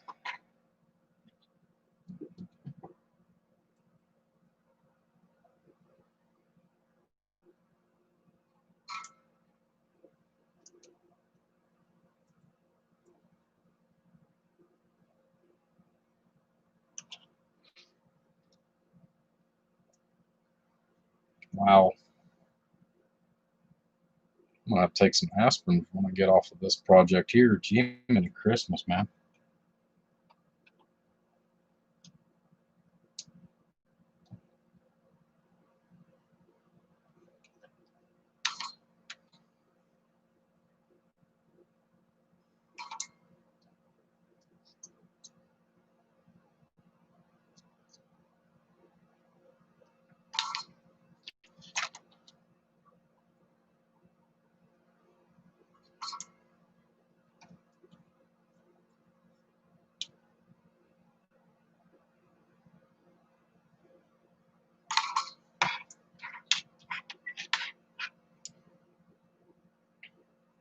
But now that we've got our resistors all bent up, I'm gonna slide it through that little loop we just made.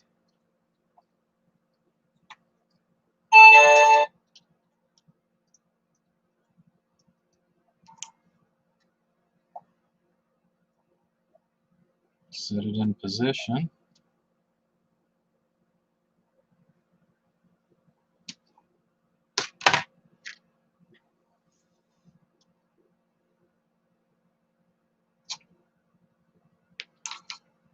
Solder it in place.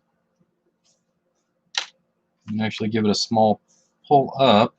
That way you put just a small little kink in the end of it.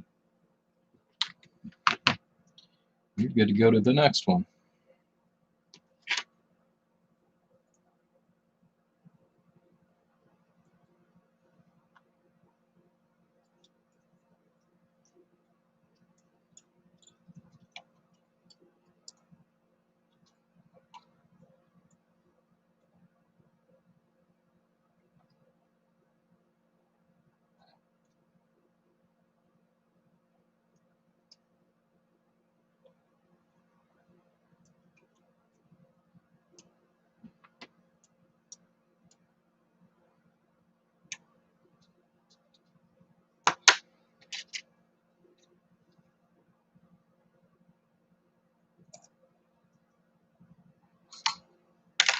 Like I said, if there's an easier method, guys, please turn me on to it.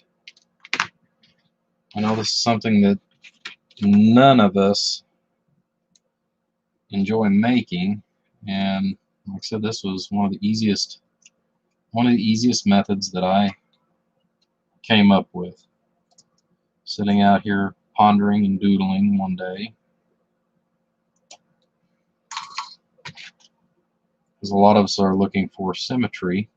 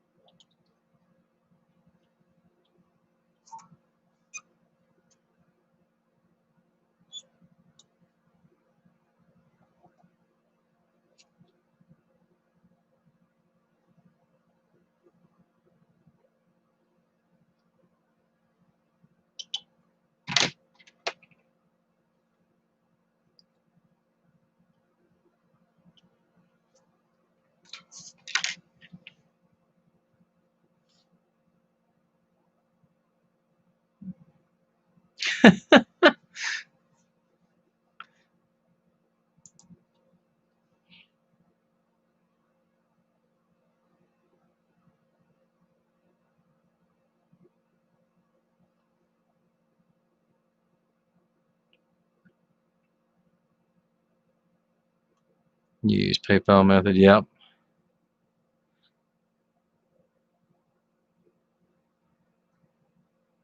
Send a gift. It's Smoke break. Don't fire it up yet. I've still got a couple of minutes yet, Cat.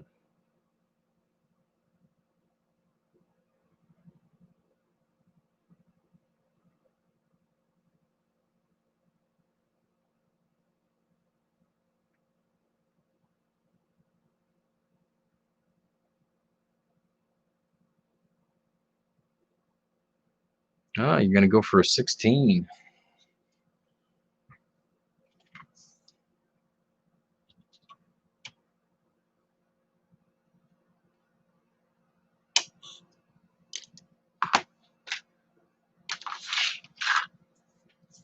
All right.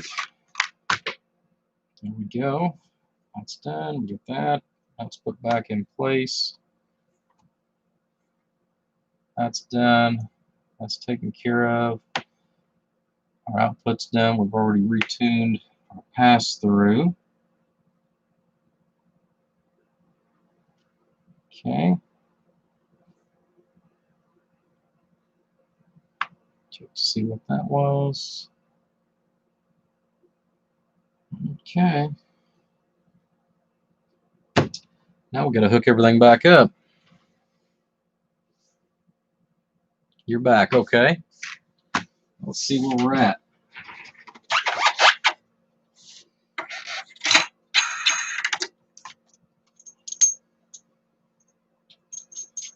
We're going to just try radio drive first, and then I'll reach over here and I'll grab my little one-pill driver, and we'll try it out.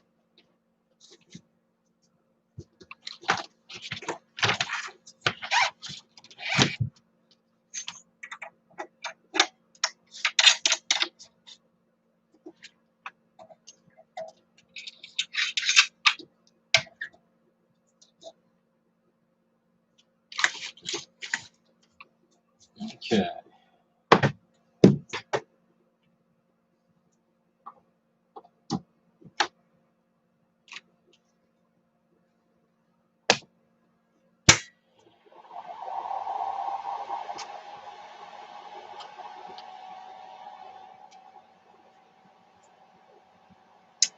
Radio. Radio. Radio. Okay, so that's going to need to be changed, but we need to do it with the driver inside, or in line rather. So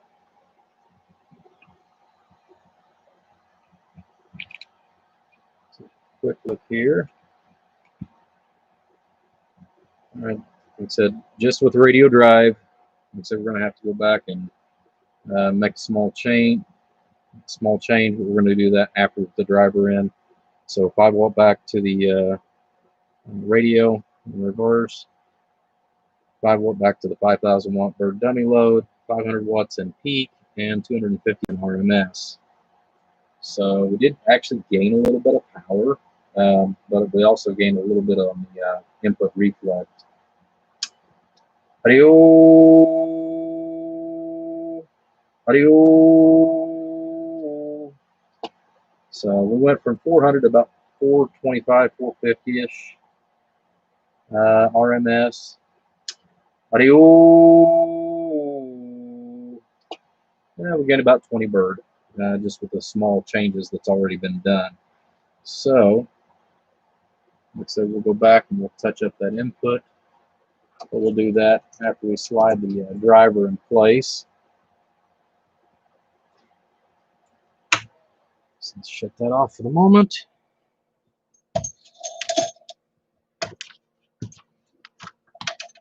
Add an extra jumper.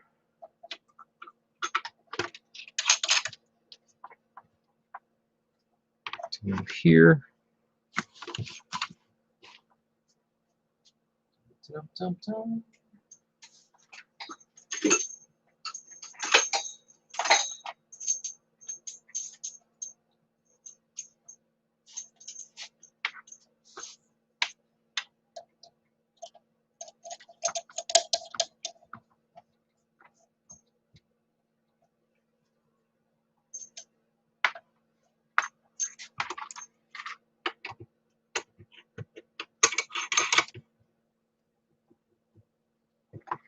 Okay.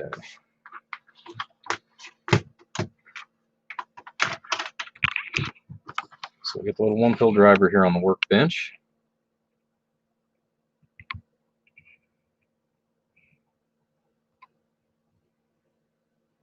Try to get those in the best I can.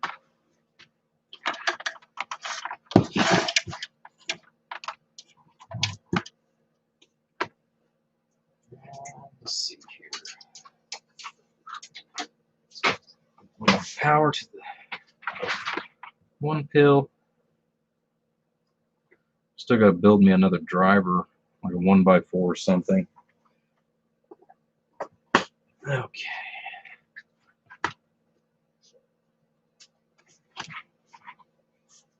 Yeah. Get that out of the way. Done.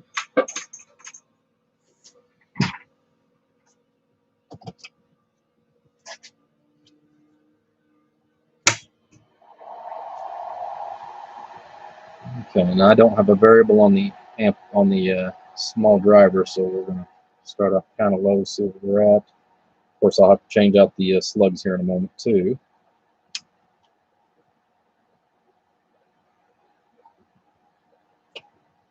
Okay, it's about 100 watt dead key.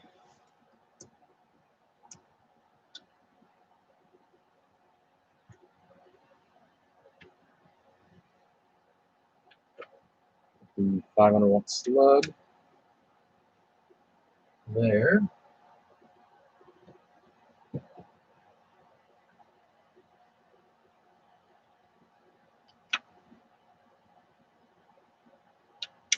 So we're at with the 1000.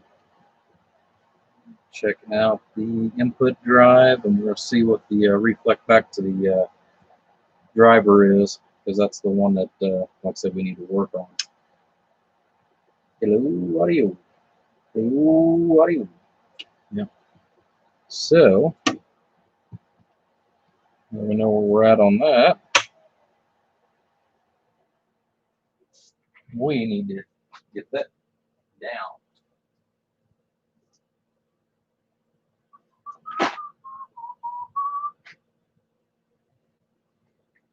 Okay.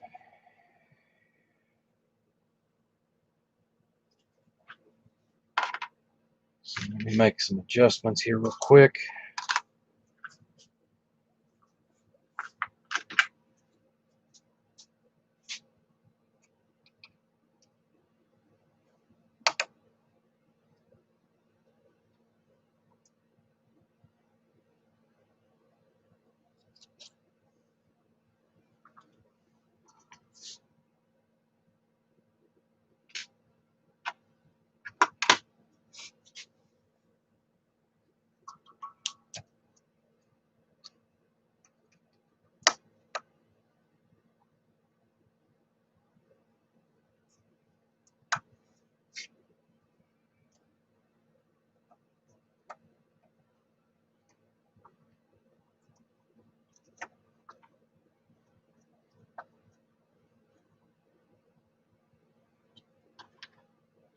It's tacked in.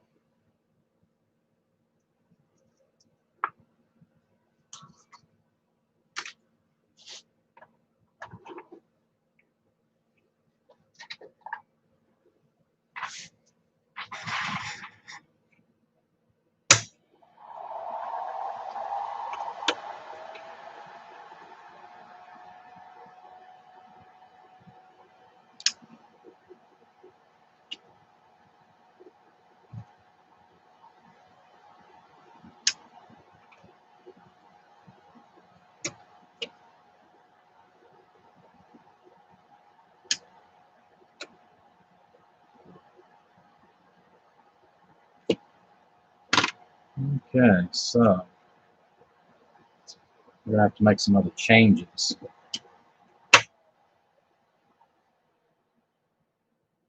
Just with what I'm seeing there.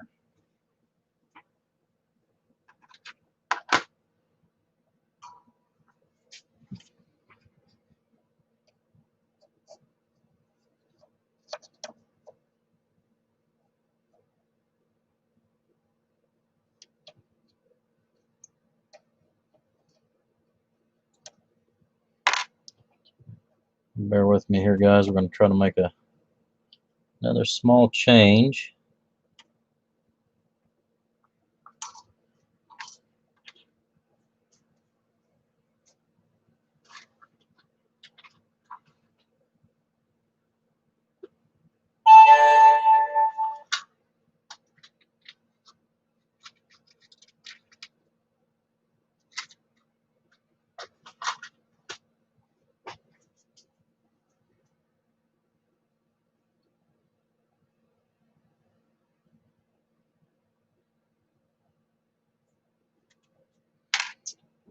I am going to actually have to go down, yes.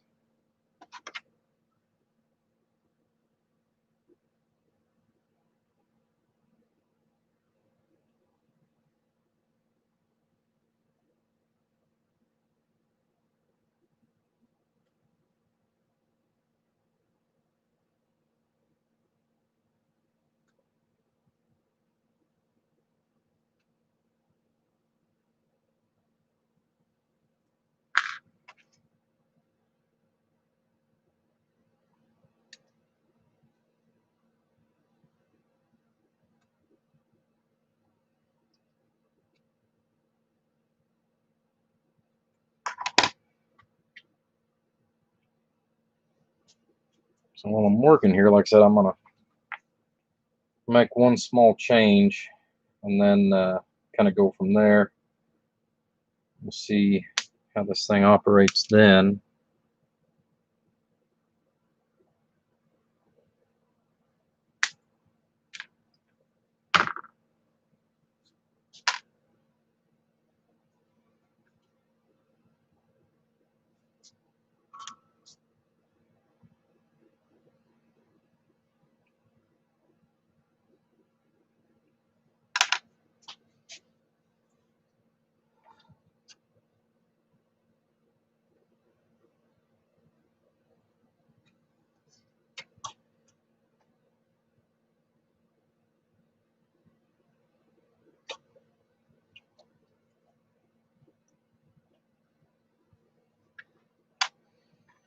Yeah, sometimes when things come in like this and they're not really all that right to start with, it does sometimes create a little bit of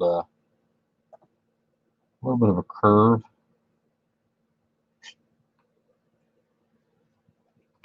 You know, I kind of miss the days of the Toshiba builds because we could go solely off of certain numbers and things rarely changed a whole lot. I mean, you would have a few minor things here and there that would change, but for the most part, once you got everything figured out on your build, everything pretty well stayed the same. You know, back in the days of Toshiba.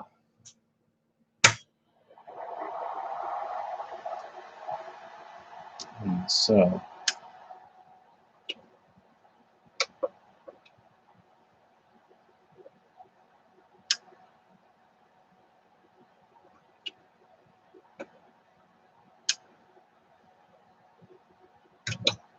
Mario.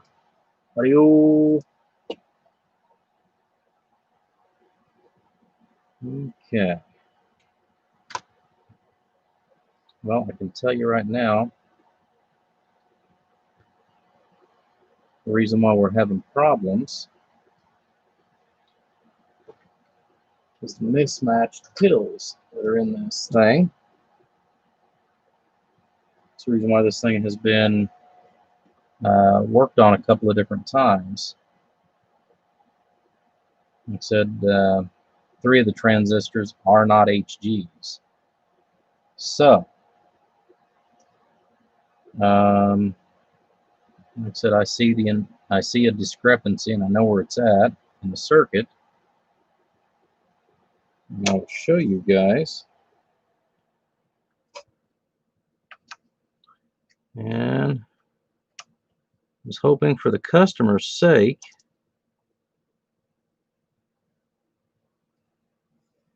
I was actually hoping that they were going to work in harmony. But unfortunately, let me get this driver shut off real quick.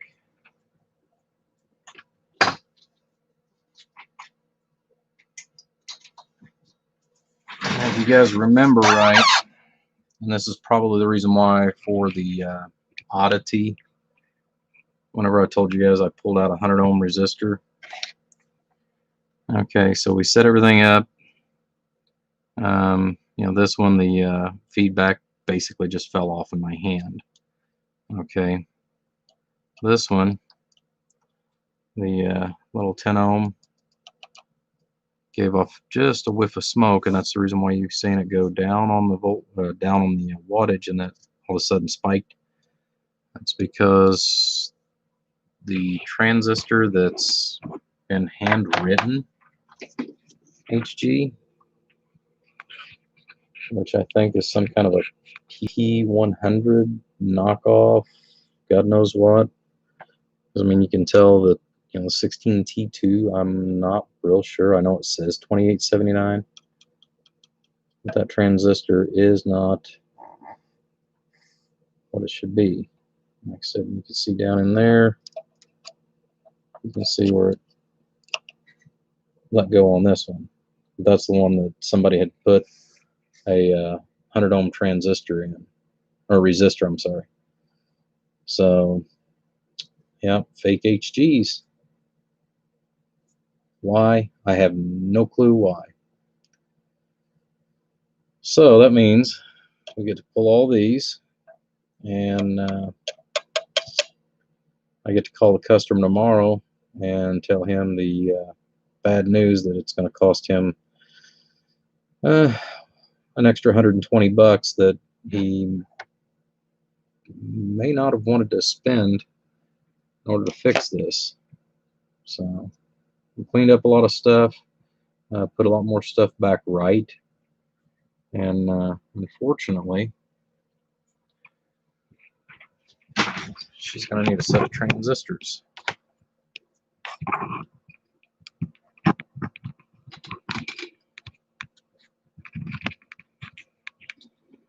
So depending on what he wants to do, which we'll find out from the customer tomorrow.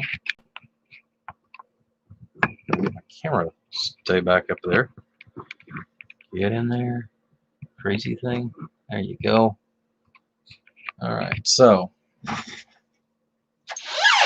that's the bad news. The good news is all the fuckery that's went on inside of it has basically been taken care of.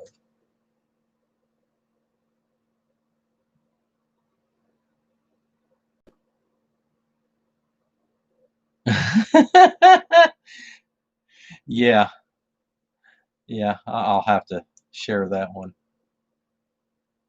Yeah, 20 D08. No, they're not even 20 D08. They were 16-2T. There is one 16 D08 that is actually a genuine HG over here. But yeah, like I said, I know now why some of the gobbledygook that was in here. Yeah, I can see why it was in there. Like I said, the 100 ohm, that way it didn't blow.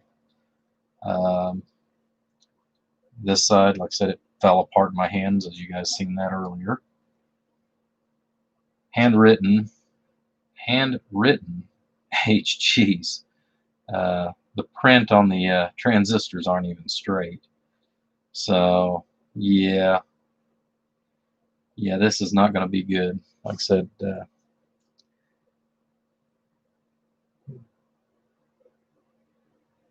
no, I don't even think they're 1 gold HG, 3 DEI. I haven't seen a DEI transistor for so long early. I don't know. I don't even know if I've got any DEIs that are blowed. You know, I used to use those, and I still have some junk transistors that I keep off to the side for one purpose, and that is for marking holes in the heat sink. So let me just grab one here.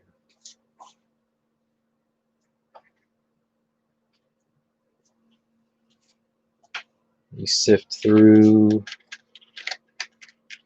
Like I said, I don't keep a lot of them.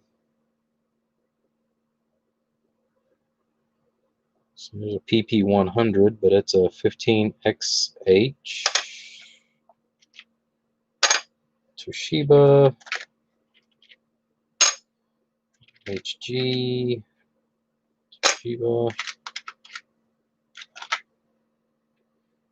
DEI.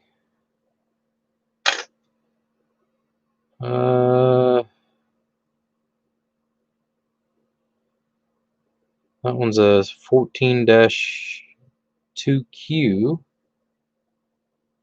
Yeah, that's what it comparably is.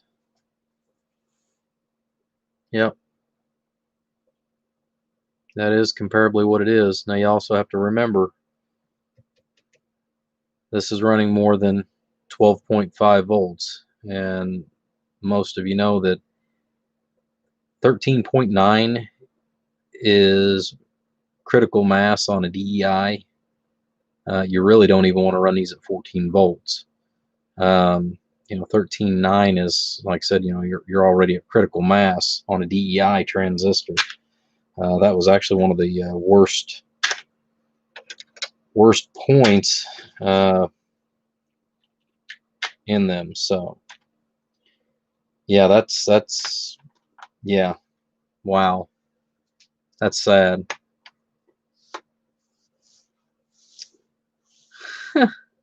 Yeah, that's really hilarious whenever people, I mean, you guys seen it. I mean, they're handwritten. It's a handwritten H for HG. I mean, GOPs. Let's go. You know, like I said, I've got a, you know, I ordered, you know, 60 the other day, and I'm down to just what's here. And I've still got 2 more repairs yet to do, so I've got to make another order on Monday for transistors. But yeah, focus.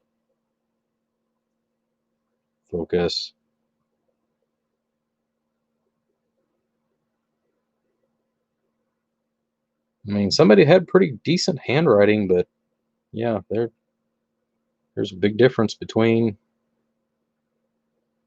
you know, an actual HG and a DEI.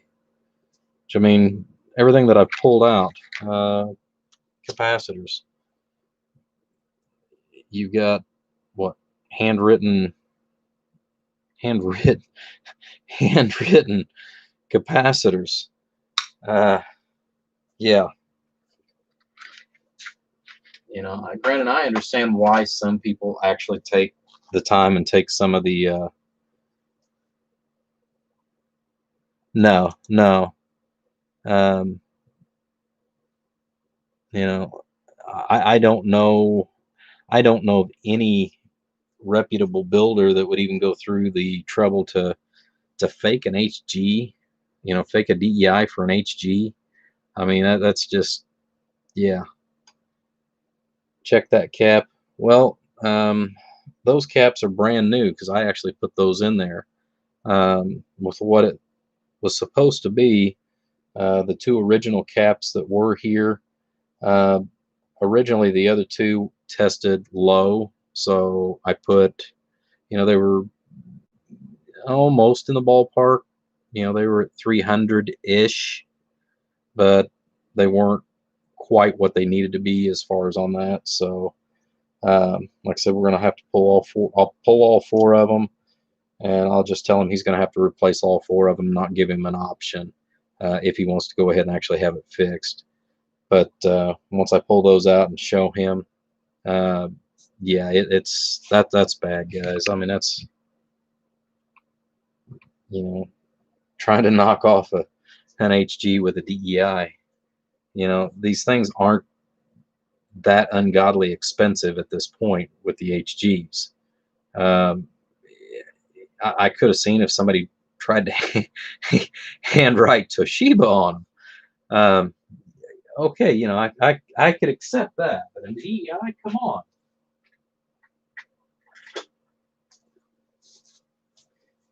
Knockoff of an HG using an EEI.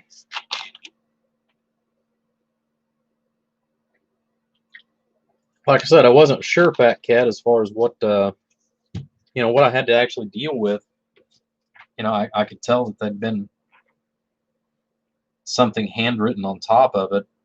You know, the one HG shows a gain of 60 that's handwritten, which we're all familiar with that. The other three show a handwritten in the same corner. They show 68. But you can also, if you get in there really deep down close, especially this one over here on this side here, you can see where somebody's taken clear fingernail polish and went over top of it. Yeah, just put an M on it. Joe Biden did it. No, Joe would still be sitting there trying to figure out which end of the pencil to pick his nose with, you know, let alone trying to figure out how to make the letter H. You know, not poking fun at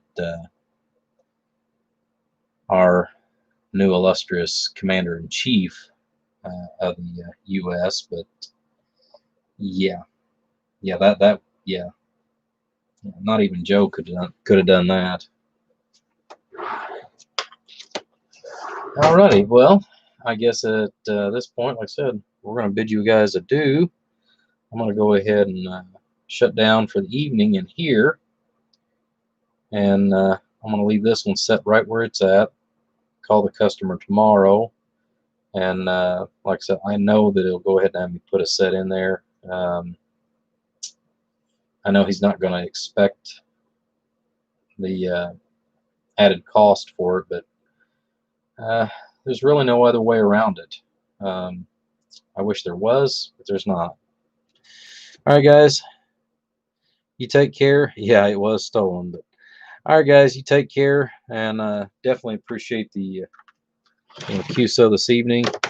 You know, we've been out here another 2.5 hours essentially on the live feed, so what, 7.5, you know, 7.5 hours on the tables tonight, so good times. Plus I was able to do some shopping with the daughter and get some other stuff done, so it's definitely been a great day.